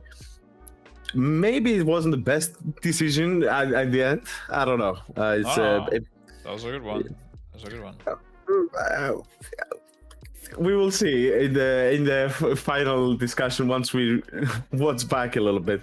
I think it was good in terms of like the boss actually dying, but at the same time, I do think we could have maybe killed the ads a little bit faster. And those last couple of ticks when you're upstairs, they hurt a lot, right? So killing the ad upstairs fast enough is also crucial for healing. But it's almost like take a little bit away from here, you need more somewhere else kind of fight. Like you said, Jeath, it's like you have a bunch of resources. How do you spread them out? A nice puzzle, but once you have like a good enough solution, you just stick to that. You don't try to like keep changing things all over the place. Yeah. The weird thing a little bit with these kind of things in general as well is that the amount of DPS you need kind of changes throughout the pools because people start playing better and better, and now suddenly they go there and it's the same exact assignment, but they have to wait for 10 seconds because they're too quick killing the ad, or and then you take one thing away and now suddenly they have too little. It's always this like constant adjustment to or the ad spawn. Well. The ad spawned closer this time, so now we have them stacked way better, and now they're just getting obliterated. And then the next try, they're more spread out. The kick didn't, like the AoE kick didn't catch that. We have an ad outside. You need to focus it. Takes a lot of it's. Just keep. We gotta keep monitoring it. Have a close eye. Also, like for other guilds out there, maybe they want to do the exact same. They have the same setup as us. This also happens, but then maybe one of their players isn't that good, or they don't know how to play a certain spec, or a talent build even, and then you gotta make it work. Whatever you see, adjust to it. Maybe in 10 polls you gotta adjust again and do something different. The solution to this problem is not the same on poll 5 and on poll 25. You gotta just keep adjusting. I think the one feeling you want to have is every player, whatever talents they're playing, whatever spec they're playing, whatever they're doing is like utilized good. If you do that, you will have a kill eventually. If you have people that, I have to hold my CDs for like 2 minutes here, it's awful. I have to spec these talents, but it completely destroys my DPS single target or whatever. Like, because there are some classes that, like, for example, I think we brought in Sol like as a second hunter. He played BM. He just stayed downstairs like pumping the boss. I do think whatever you bring someone in the raid for, make sure you utilize them good. Don't worry about copying things precisely from other teams, I would say. Yeah. That's a interesting way to bring us into what might be my favorite boss of the tier, which was Kurok, because Kurok had a lot of those aspects that sometimes the council boss does, where there were so many potential variations of strategies and strategy forks with what element do you choose to go to, in which order, spawning the ads. Turns out there's this elegant strat where based on timing, you can completely skip an ad. Did that fight end up going the way you expected it to based on prep? Or like Roger said, is this you went in, yoinked to strat, killed the boss? I think in our initial strat, we were planning on probably, like, we did have the idea of shifting the boss at the very end of phase 1, but we thought that the phase swap would like potentially do too much damage and finish us off after a fire tick. So we were thinking of YOLOing the intermission ad, so it's random each time. But then you could see that which combo was it that was really bad? I think it was not the same as PTR and the I think the Frost and Earth or something. No, we played Frost and Earth. There's like fire and frost, right? Where you were and doing fire. the Oh yeah, fire and Yeah. frost because of the spread and the KT. So right, Yeah. yeah, that was a too hard one. We noticed that and I was like, oh, we definitely don't want to play this. Liquid was already doing it, and you could see the damage isn't that high from the swapping of the thing. So it was kind of an obvious one. Aside from that, though, I think it basically went exactly according to plan. We actually did have the idea. Sorry, we wanted to play the lightning ad into Earth. I like that's the thing with kind of being like late release as well, kind of thing, or even you end up on a boss later than the first skill that is there. I don't know. Maybe the tactic would have been better. Oh no, sorry. Never mind. Of course, the ad HP was way higher than we expected. True. So that was the main issue. If the ad HP was lower, then we would have probably considered the lightning into Earth. But Earth was quite healable, so there was no reason. Especially when you see a tactic is already kind of working, there's no reason to reinvent the wheel, which is a little bit boring when it comes to Race to War First. Sometimes I wish sometimes where Blizzard would lock us somewhere in some IRL dungeon, the two teams, Liquid and Echo, and we can't have access to internet. We just have to, only play WoW. They can't see each other. It's like this Big Brother is watching you type of thing where you're completely isolated from the world, and we're just being watched playing this game by the community. Sounds like a utopia. Yeah, it sounds great. Dungeon locked in. into a dungeon. Yeah. It would be a lot more interesting to watch though, because there would be way more like if this could happen like at a wider scale, that if you're competing in the Race for First, you kind of can't watch these streams. I think there would be so many more interesting tactics popping up. I think that's a sad side effect of the Race for First streaming era. Back then you would hide your kill videos up until 5 guilds have killed it. Releasing it before that would have been like disrespectful, even. And I think you always wonder like, oh, how did this guild kill it? How did that guild kill it? It was completely different strats. Sometimes it's a sad side effect for sure. Yeah, you can even look back at like Sire Denathrius, right, where streams were turned off for like a day or two, and as a result, we saw entirely different phase 2 strategies between the two guilds, and that was really obviously like it sucks to have the streams turned off and not be able to watch the prog as it's happening, but then you get two different strats for a boss where almost no chance you wouldn't just have the same strat. Like one of the guilds would have looked at the other guilds and been like, oh, that's easier, right? That's better. Yeah. I think the only opportunity for that to happen is, like you said, basically if a team is already doing a different strat and they've already like been done with that phase, they're not probably going to go and change it afterwards, right? So that's the only kind of times that you will see that where we do different strats. On Kurok, like Scripe said, our only difference compared to what ended up happening was that we were planning to do lightning into Earth, and the main justification for that was that the Earth we thought was going to just kill us if we stayed there the whole time. That was on PTR, but then when we went there, it was close. It's a lot of damage, but if you used like a lot of personal Hellstones, healing potions, you could get through it. And obviously, to beat the final end raids, you could not kill 2 of those massive adds. So we had to do like there's no option, right? Like you said, Jeath, it could have been a lot cooler if you could actually do a lot of interesting things, but those ads, they ruined the fun. Yeah, those ads, they need to get out of here. they destroyed the boss, and they're the mythic mechanic as well, right? Like you don't even have them in heroic. Like why add those? Do something different with mythic. Yeah, I think also the interesting thing there is the idea was to maybe 4 heal the boss with our old strat, but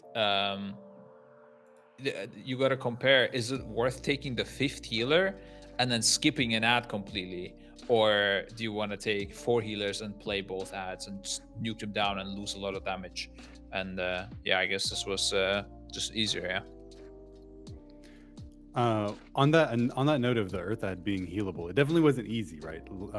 We watched both guilds losing people to the last couple of ticks of that, and you had some fairly perfect timings of raid cooldowns, and it seemed a little bit like one of those bosses where sometimes you remember on Zoth when people went down, you would get bullied by the tentacles. Some people got hit way more by those than other people. It seemed like the healing absorb, picking some people more than others, might cause similar RNGs. Did you have anyone get frustrated with, I'm being bullied, I'm getting too many heal absorbs, and just falling over too often with that Earth that, or did it just end up not being a big deal? You just cooled down through it and it worked out? With the healing absorbs, our strat was after the 3rd healing absorbs, there was number 3, 4, and 5th wave. We would, if you get it, anytime if somebody gets it after the 3rd one, you are responsible to pop a personal or ask for an external or something. And finally, I think because I was like consistently monitoring if people are doing this right. Whenever they got it, I would even call their like, yo, ice block, even like just do it.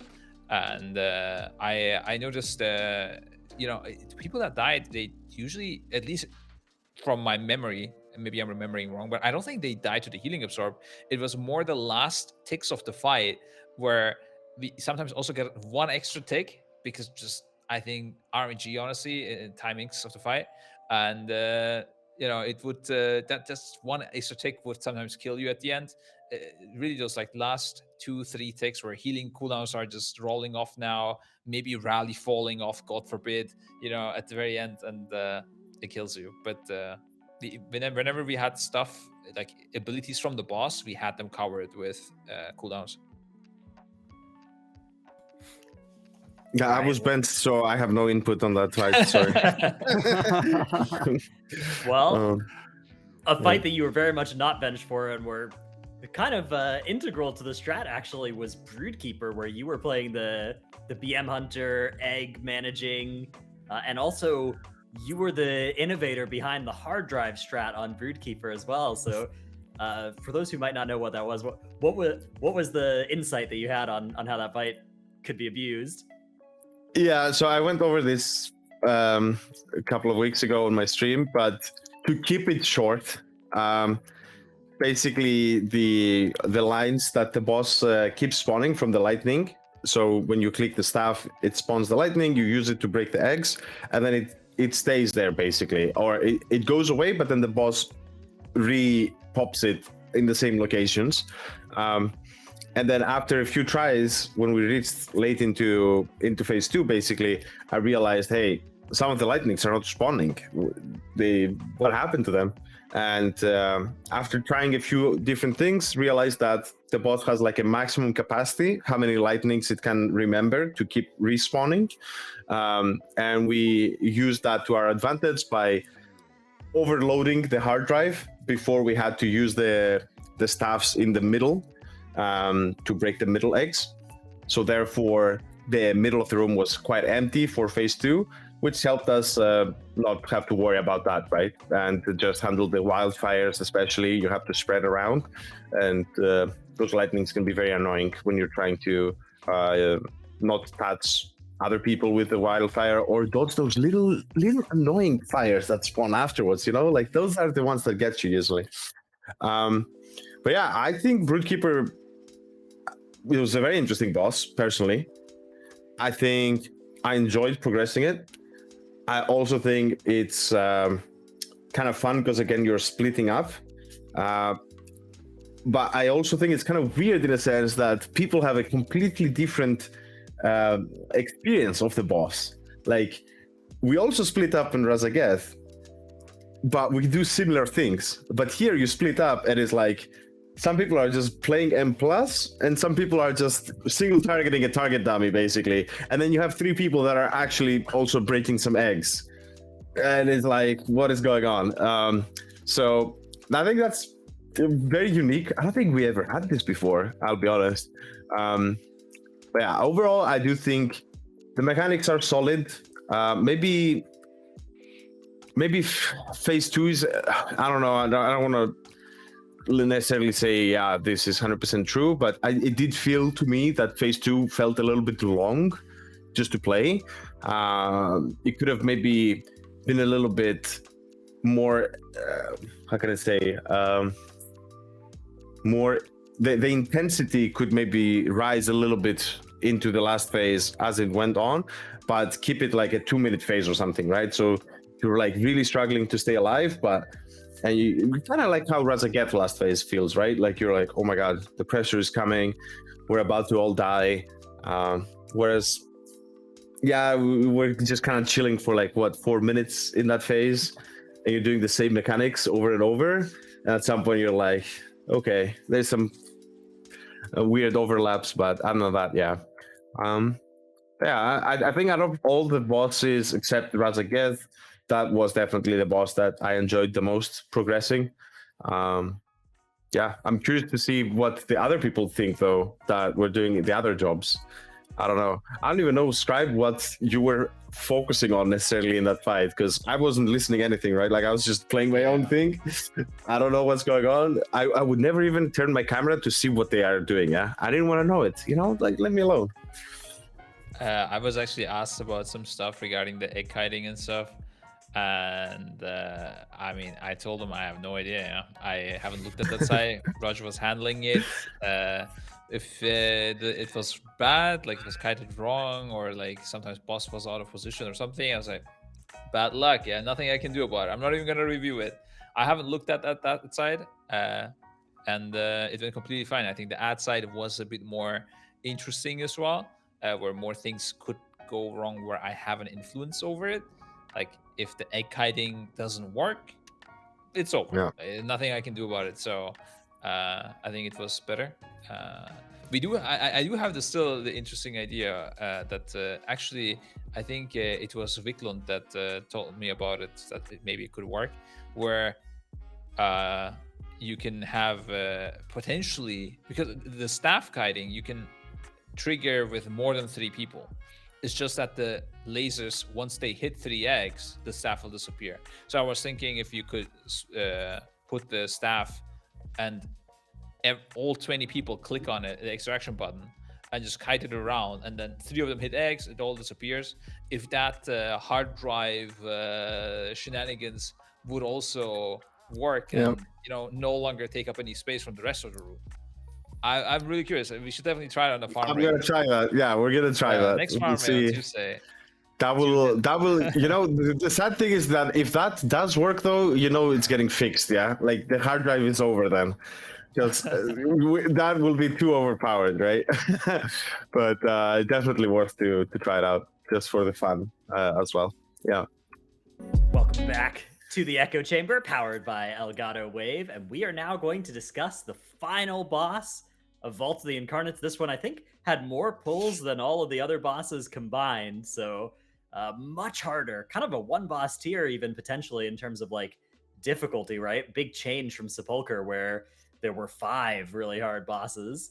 How did you guys end up feeling just overall about the Razagath encounter, and I guess the difficulty curve of this raid?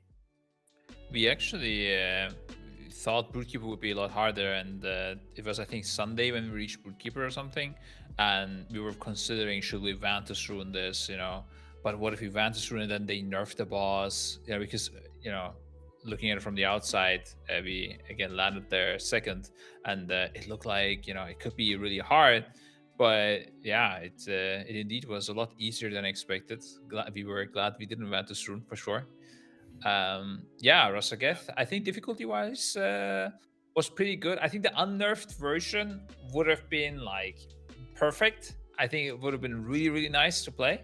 Sadly, though, Christmas was approaching, and I know my friends, they care about Christmas a lot. So I was happy for them that the race ended, but at the same time, I think it would have been really cool if we killed it without the nerf.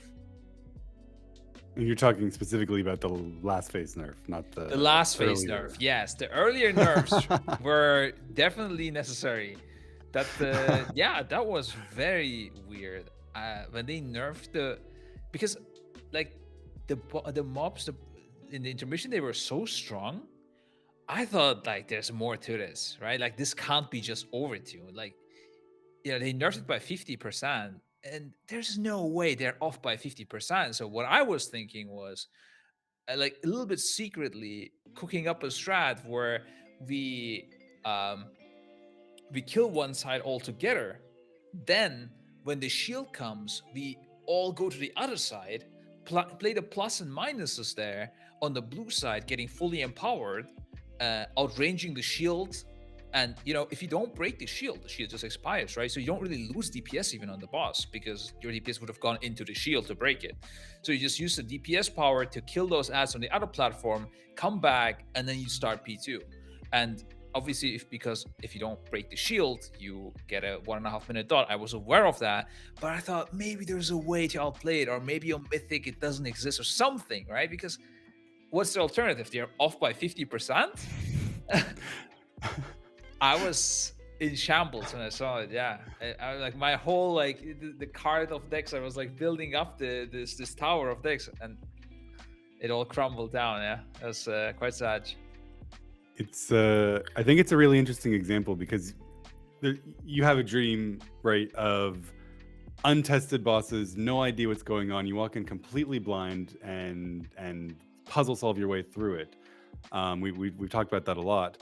But there's a tension there with, if that happens, is the boss broken, bugged, killable, undertuned? We've had several untested bosses now with Lords of Dread, Rygalon, Jailer, and Razagath, and I think a little bit of a mixed bag in terms of how well they turned out. What's your confidence level after Razagath? Do you think that it's realistic to have untested bosses, or do you think that results in big issues where you have something have to get nerfed by 50%? Or is this a one-off? I don't know. If you're saying my confidence level is in probably an all-time low, I would say, after this one. But I will say that Dathia was tested, and then the nerf, it was not small. It was a pretty big nerf. So I don't know if necessarily is it the PTR testing that will tell them. They never test the Mythic versions of the bosses anyways. Heroic was fine, right? Hard, but I don't know, man. Scripe has been telling me that thing needs serious nerfs on it. Yeah, but you can't go from that to like Mythic, and then if they manage to do Heroic at least at a decent level. I don't know what went wrong. To be honest, I would personally like to have some kind of explanation from Blizzard side. How did that happen? Oh my god, that voice crack. No, but how did that happen, right? Like, not because I'm trying to be like, who could have possibly messed this one up and then point fingers, but more to just understand, right? Because if we understand a bit the process of how did that happen wrong, maybe we can also give like different kind of feedback. Because ideally, yes, I would prefer if a lot of things are not tested. But it is a very real problem that, okay, you're not testing it. How can we still help? We can probably still help in a way without having to see the bosses themselves. Maybe it's with like DPS testings, or just showing them, let's say, of like, okay, so you thought we would do this XYZ, but turns out we did this and this and this. So I don't know. I'm not sure what's the best way to move forward, but I still stand by, like, I'm curious how could this have happened on this boss specifically, with the ads 50% specifically. Like the other nerfs pretty big as well, but this one in particular, Scribe was like on some hard like copium, I guess, of like, this can't be. But so yeah.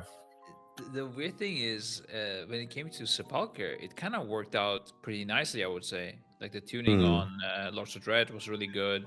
Rygalon, they made a small adjustment, but it was only a very small one. And Jailer was also pretty good as far as I remember. I'm not sure anymore, but in general, like, I had the feeling like, damn, they can do this. And I think they had that feeling too. I think I had read it even in an interview that they're like getting confident that they can do this, heroic and mythic release at the same time because they've kind of done it the last time. But regarding the nerfs, my only big worry is that the 50% nerf. I mean, 50% is an oddly specific number, and I just hope it wasn't the fact that during their testings they just didn't know that they gotta split up and they just all went to the same side. That's my theory. Yeah. That is a theory I got, and I don't know. Yeah, at that point, I don't think any feedback will help. Well, so there was the ad nerf by 50%, but also the shield got nerfed by 50% as well, right? Yeah. So my question would be, what would be the easy explanation for that? So And that also, I think I had a second question: is did you come up with the house of cards for the shield as well? So- I have not gone that far. No, I mean, The house? I don't did get think it. maybe the house of cards with like my tactic of. Oh, some kind okay, of copium. okay. Yes. Yeah. I forgot you used that reference before. Yes. Okay. Yeah. I thought maybe we were not that getting to P2 that often, right? We were just struggling in intermissions. I thought maybe like Mortal Strike reduces it or something, like copiuming a little bit, but it wasn't it. I think the shield specifically could have used this nerf, but it didn't have to be 50% basically. And I think that would be more like an understandable. I mean, still not great, but let's say if it was a 25% or 20% nerf, I think it would have been playable. Because then we would have saved a lot more cooldowns to pump the DPS during the shields, which eventually I think almost no one was saving cooldowns. We were just sending on cooldown just to get as many usages of the cooldowns as possible because the shields were not as deadly. So we didn't take that mechanic as seriously, except the last one where that one was a little bit rough, how things lined up. Again, I don't know. I mean, these are design things that I think they should try to avoid in the future, where the third shield, you didn't want to save any DPS for that because the boss goes immune right after. So it doesn't really matter. Technically, as long as you can heal it, you should stay the longest you can. It doesn't matter. So you want to send all of the cooldowns before the shield pops on the boss.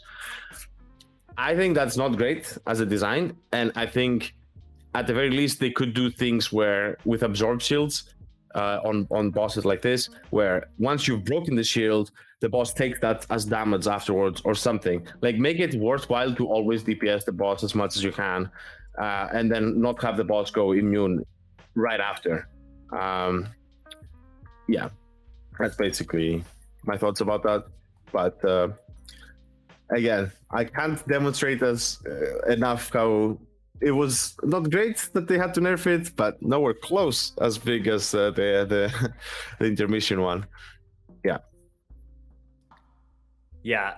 So then we had several days of kind of good progression. Phase 1 actually looked like kind of one of the hardest phases of that encounter, and for many guilds reaching it later, phase 1 ended up being one of the phases that you just spent the most amount of time wiping. And they've since nerfed the winds a little bit, but that mechanic's still pretty deadly. And Roger, you're on one of the classes that had the most fun dealing with that mechanic as well. How'd you feel about the winds, as they've sort of been used in different encounters over the last couple of years? Is production gonna do what I think they're gonna do, or maybe they don't have it ready? Maybe. Okay, it's fine. Yeah. So I think that's a great design in general, making the first phases the hardest, because you don't want to have the last phase be the hardest and then, oh my god, we have to go 10 minutes. I mean, it was a 14-minute fight. Going like 10 minutes in and then the hard part starts is not great. So I think it's always cool when phase 1s are hard, you get going, just pull after pull, and then afterwards it doesn't have the same level of wipe potential, let's say. Not to say that the other phases were like complete joke, but they were definitely easier to get more consistent in. At least, maybe not the first intermission. I think that also caused a lot of issues for a lot of people. But afterwards, like phase 2, once you get there, it's okay, yeah. And then the last phase as well, once you get there, you're not gonna insta wipe, right? Like you will see quite a bit of it. So in those terms, I think it was very nicely designed. But specifically phase 1 on Razagath, I don't know what you think, Scribe. I think this is just, in general, one of the better designed phase 1s from any end boss. It was just really fun to play. Like, I never got bored of phase 1. And trust me, there have been some phase 1s that you just literally fall asleep during them. Yeah, this is the same thing as Salondros. It's great for the players, but it's very boring for a person that's doing tactics or raid leading, because they're like, you just play the game, you call everything good, and then suddenly 2 people are off the platform, and there's just nothing you can do about it. It's like very personal skill based, and will take time for them to learn it, and you just wait there, honestly. And like I at some point while they were progressing phase 1, I just went like and did a weak aura, because I was like, oh, I know a good weak aura style that I can make. Actually, a funny one where all it does is right before a pushback, it covers your whole screen with a text saying spiral. I don't know if you guys saw that one. It was only for the evokers, and it just stays there for like a couple of seconds and goes away again. Just to remind them, because it was quite important. But that is the kind of things that become first priority for me. There it is, dude. What is this? Yeah. So this can be survivable, yeah. How do you feel about this, Roger? Dude. Too real, honestly. The weird thing is the guy that sits there looks like Sam a little bit as well. I first thought, like, could this be him? No. I like the end of it, though. I like the end. Yes. Perfect. Yeah. So many times we saw the disengage try to do exactly that. It was so good. Well, I mean, if I go back, which I really want to, trust me, I want to go back from Alliance back to Horde. I'm gonna have to do it again, but I think with the slight nerf they did now to the pushback, it's not gonna be as tight. But yeah. Yeah, because there's also good. So race changing. How many of your raiders changed races for Razagath? Because obviously we needed some Void Elves.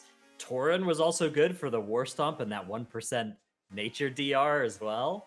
Was this one of the most race swapped bosses?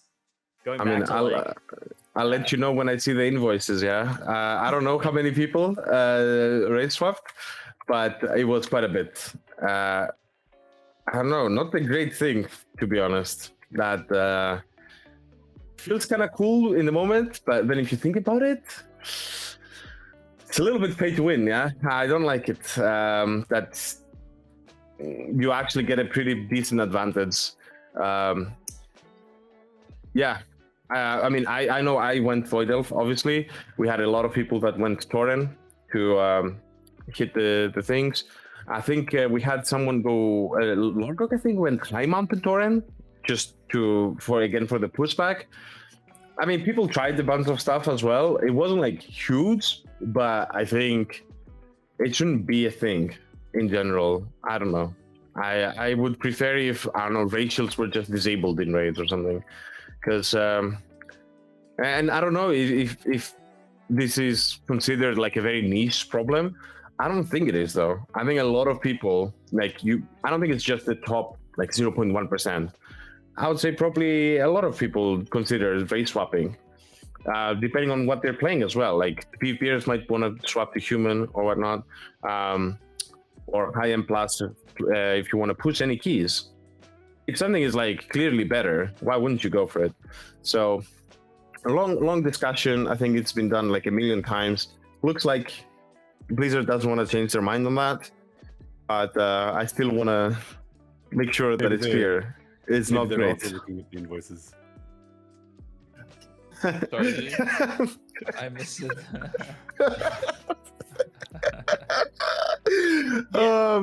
Yeah. I mean, in a sense, right? Like it's you can pay gold for the race change, right? So it's like, this tier was kind of less money or gold intensive because of the Mythic BOE change, right? So yeah, you can pay with gold, but we have swapped sides at this point in Echo. We are not the people using our gold to buy this. We are buying the WoW tokens, and it's oh yeah. no, I see. It was a shift that I didn't want, but has happened. Yeah, sadly.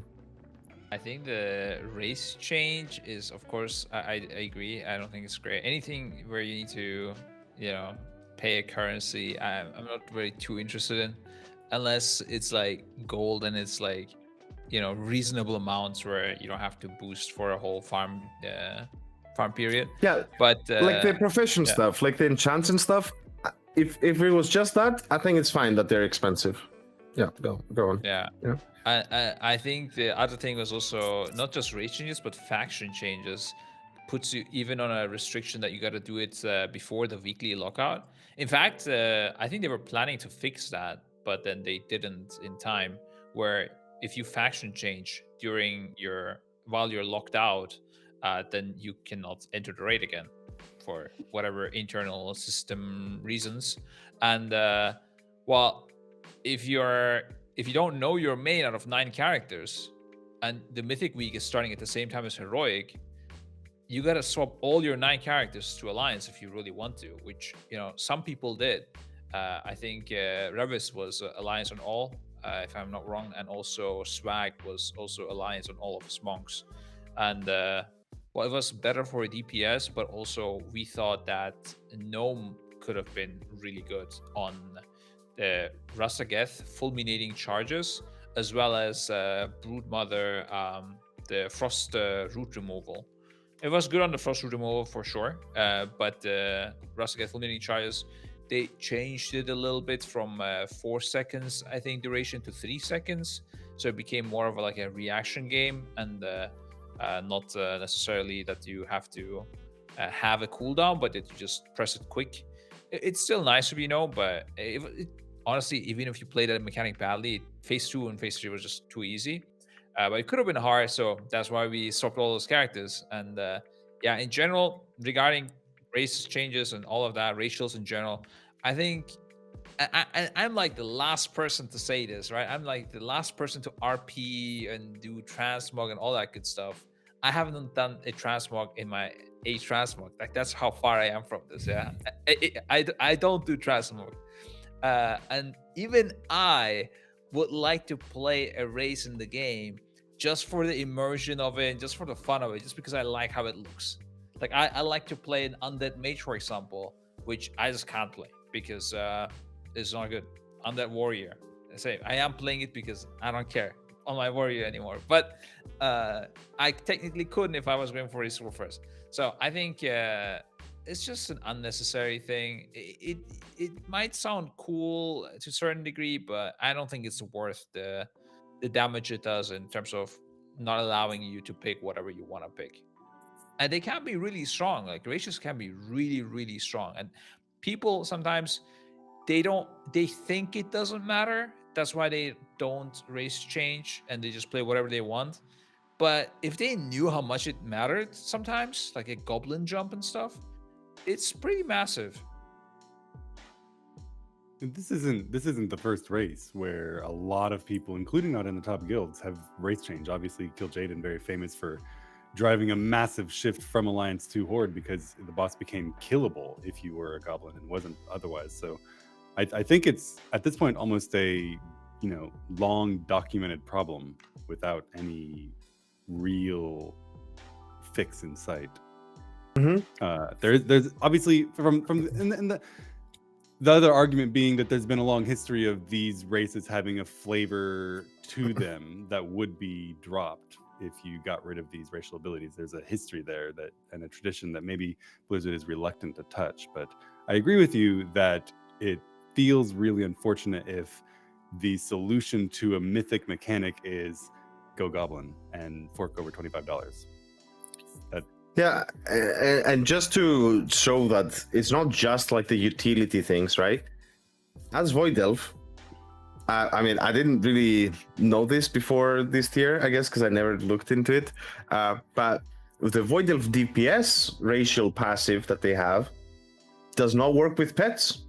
So BM is basically a difference of 1.5k DPS if I play BM. Void Elf versus like Tauren, which is the best, which is massive. It's massive. That's a huge difference. So even, it's the utility and also the DPS. Now you could say, oh, but there's like a few races that are close at the top. But then try comparing the top with the bottom one.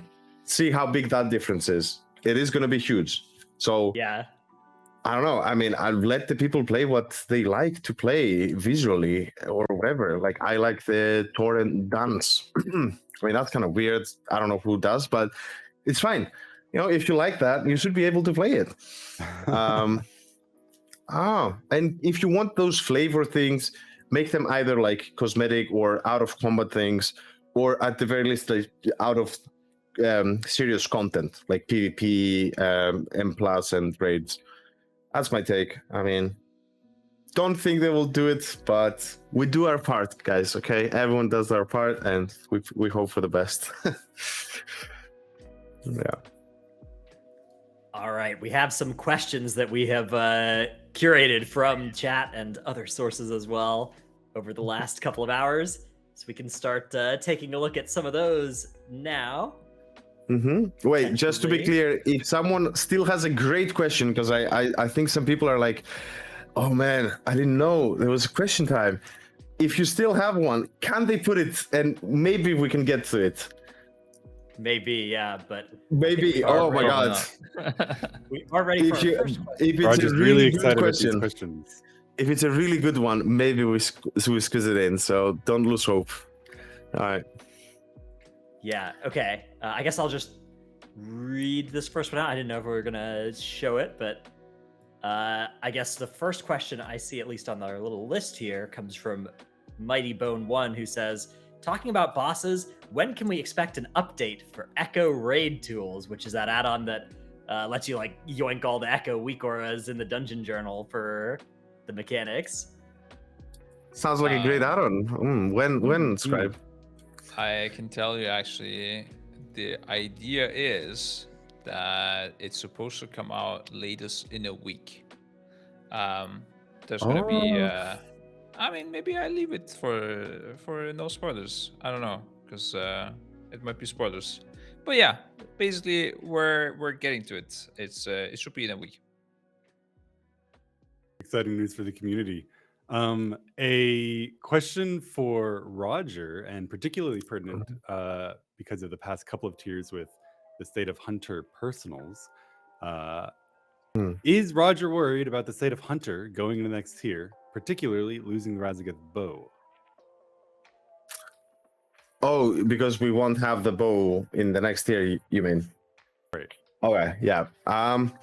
Yeah, I mean, I've said it a few times. I do think the way they've designed Dragonflight, I think they need to just give everyone something to bring for the raid, right? Like, you can't just have classes that bring a mandatory buff or a debuff or some great utility like, I don't know, Innervate Roars or Windrush Totems, or I don't know, Death Grips are also pretty cool a lot of times. I don't know, right? Like, everyone has their something, or most people have it, okay? Not everyone. That is just generally good. Like, you will find some usage for these things pretty commonly. And then you have like Hunter. Okay, I guess I have Misdirect. It was kind of okay for the first intermission, but you don't have that one thing that you just bring, and it's just value for money, let's say, right? Or value for the slot in the raid. I think they should be looking at the Sentinel Owl. Obviously, they created a new whole like spell that didn't exist, and no one is playing it. I think maybe in PvP they're playing it, probably because of the line of sight thing. But I have not seen anyone play that in PvE, and yeah, bad for that. Maybe at least in terms of the personal usage, that's also a thing. I think the personals are actually okay.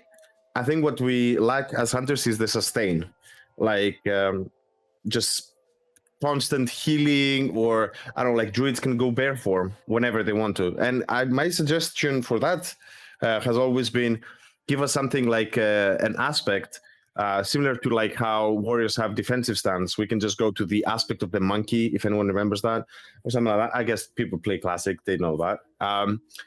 That just reduces maybe the damage we do for a little bit, but while you're in it, but you also take less damage, something like that, or you heal up more. Something sustainable that you can just toggle on and off a bit. It doesn't have like a 2-minute cooldown. Yeah, I think if we got that, yeah, we would be slamming. Yeah. Like, I want to give you a spell called Cower, and you just hide behind your pet and take less damage for a little while. That seems hunter. Yeah, but that implies that you have a pet out. I mean, yeah, I guess. Actually, Cower, you know that Cower is actually a spell that pets used to have. Yeah, that was actually pretty fun. Like back in Classic or whatnot, when I found out that I can press this and my pet takes less damage, I was amazed. That was like 20 years ago. Yeah. Yeah. All right. Our next question is, when does preparation for the second raid of the expansion start? Scripe, how far in the future, how long of a nice break do you have, or did it start on December 24th? It definitely already started. I mean, it starts immediately with recruitment. We already have people working on the next splits. It's not good, yeah. Sadly, it already did start. My duty is to review some footage as my role. There's definitely a lot of stuff to do. I mean, if you generally want to improve at the thing you're doing, you'll always find work to do. It's inevitable. Like, if you want to be better at whatever you're doing, there's always going to be stuff. So it's part of the job. But I think it's the more fun part to especially improve, like when it comes to stuff like gaming. You know, when I try to improve like how we do split runs, that can be okay. Maybe get a mathematician. Can we make some sort of I don't know, software? Like, I don't know. It's just not very exciting. Yeah, takes you even further away from playing the game. Then, next question is: do you think the LAN event is a buff or a debuff? And do you have any plans of trying to get everyone to an event? Is Flex using his second account now? What's going on? He didn't even hide behind a second account. He just put his name on this one. Oh, is that from Flex? Yeah, actually. Okay. I think overall, definitely it's a buff.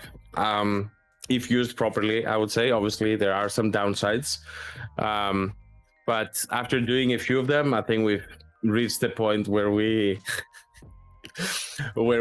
kind of know how to mitigate the negatives. So negatives in the past would have been like bad communication between the people at the venue and the people at home.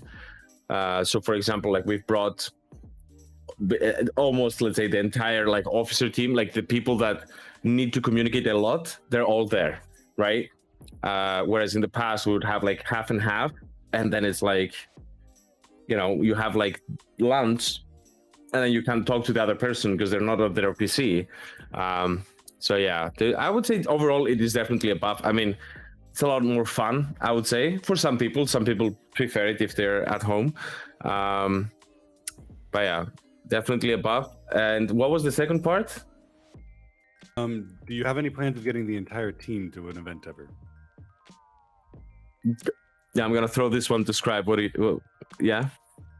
Maybe if we don't need to race swap as much, maybe. Yeah.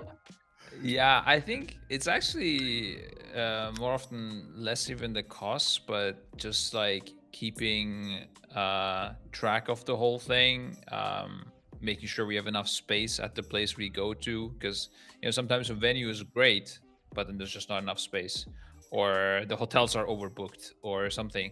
If we had like a Echo headquarters, maybe that would be pretty lit. But it needs some time. I honestly can't tell what's going to happen the next race, because a lot of the systems we have, they're quite scalable as well. But what we don't want to happen, no matter what, is taking in more than we can chew, and in the end there's some like technical problems, and it affects our performance, and people obviously get tilted, including myself, if that happens. So I don't want that to happen ever. And as long as we can avoid that, yeah, the more the merrier. I think the more people there are, it's going to be way more fun. Yeah. All right, our next question is actually kind of a bit of a hot topic in the community right now, because the Inspiration Catalyst is still not out. And this is something that I think the general sentiment that at least I've seen from almost everybody is this is too late, this is too late. Would it being out earlier have affected you guys at all? Let's imagine a hypothetical, like what if it came out on the first week of the raid? Because obviously, I mean, I guess the second week of the raid could also maybe have affected you guys. Would that have done anything? Would that have done anything to remove splits or reduce them? Or would it really have not mattered too much for Race to World First? I don't know. Yeah, you go. It would, this loot is sadly a bit more. Yeah, so I know it would have affected some person specifically in a good way, but the rest, yeah. Yeah, it's obviously would decrease the RNG, and it would be a good thing in general, but I think there's still too much RNG. Even if you had like a charge of it makes the problem better, but does it save it? No, it's still pretty bad. We would probably still do the same splits, but yeah, I would be in favor of it. I think what needs to be done in general is just somehow reduce the RNG. Like, I don't know, Final Fantasy does it great. It's very boring. The blue system in Final Fantasy, very boring, but it's super fair. There's no RNG. You know what you're gonna get, and it's farmable. Worst case, if you're a bit unlucky. I don't know. I prefer that a lot more. Obviously, for the race, maybe for the little kick in your brain of adrenaline that you get when a socketed item on tier helm drops. I mean, is that really comparable? No, it's not. But I like the safety in getting loot and knowing that you will get loot. You're gonna be fine. Everybody's gonna have the same amount of tier sets. Like, that would be cool, right? Like, you start the week and then everybody's gonna have exactly 2 set for the first week, and then everyone's gonna get 4 set. For the record, I do want to point out that in Final Fantasy, Scripe does yoink all of the loot. Maybe I love it, guys. It's great. maybe that affects his opinion on the matter, but it's fine. It's fine. Yeah, I agree with him. I'm not sure I do, playing a healer in that game. The next question: is there anything, looking back in hindsight now, that you would change about the kill comp that you've learned might have been done better? It was perfect. It was chef's kiss. It was. I mean, probably double blood decay. Actually, I think it was a little bit troll. We only had one. You know what I mean? Like, I don't know if you're memeing, but yeah. Double BK would actually. I saw Noggy's tweet. I think that's a smart one for Broodkeeper. I think it's actually quite good. That's what I said as well. The rally is quite nice for Razagath. I wouldn't replace that. Could even play two warriors, but I don't know how it is for last phase with the soaking. I think Blood DK has an easier time. With like the info we had, I don't think I would change anything, at least towards the end anymore. Where we had all the info. So but at the very start, if I go into this boss knowing how it's gonna be, I mean, I said it many times. I'll say it again.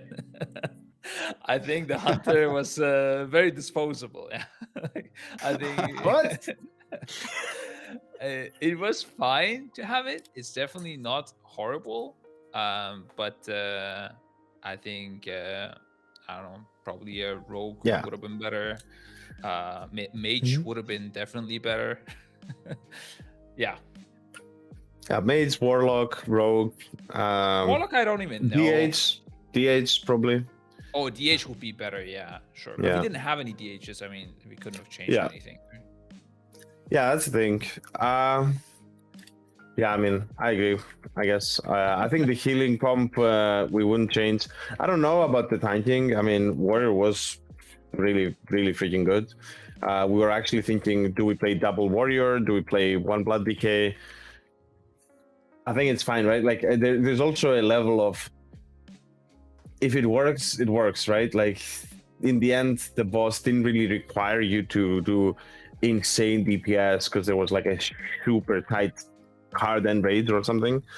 So actually I think consistency was the biggest thing about this boss. Like just getting through phase 1 and the first intermission cleanly, that's what kind of gets you the kills. And I think once teams like reach that boss, they will realize that themselves.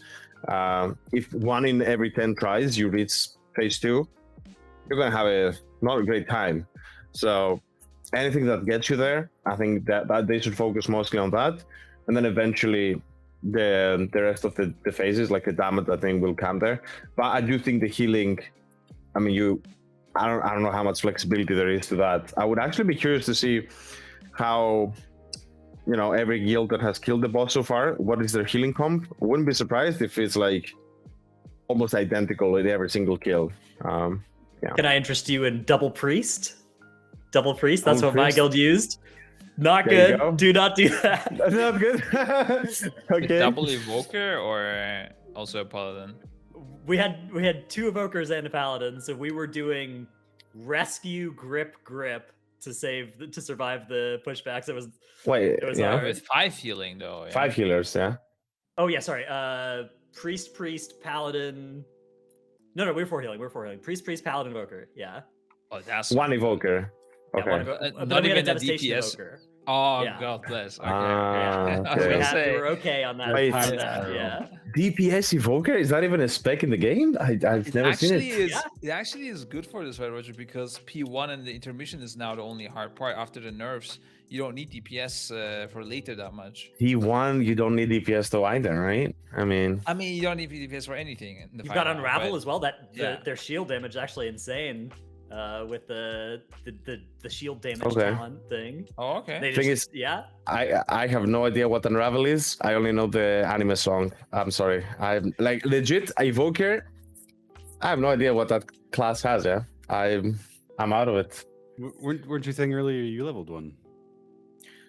Yeah, that doesn't mean I put that doesn't mean I put any abilities on my action bars though. Yeah, I just leveled it just cause.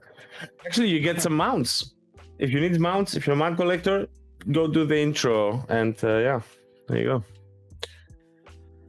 All right. Well, thank you very much for talking about this. I There could you talk go. about Razagath and this raid for hours, but we have already been doing it for hours, so I think that's where we're gonna end it here. Thanks so much to everybody for watching along as well, and a huge thank you to Elgato for powering this show with their incredible Wave microphones that everybody should, of course, go and check out. We'll be back at some point in the future with another Echo Chamber. Until then, bye. Bye bye. Bye.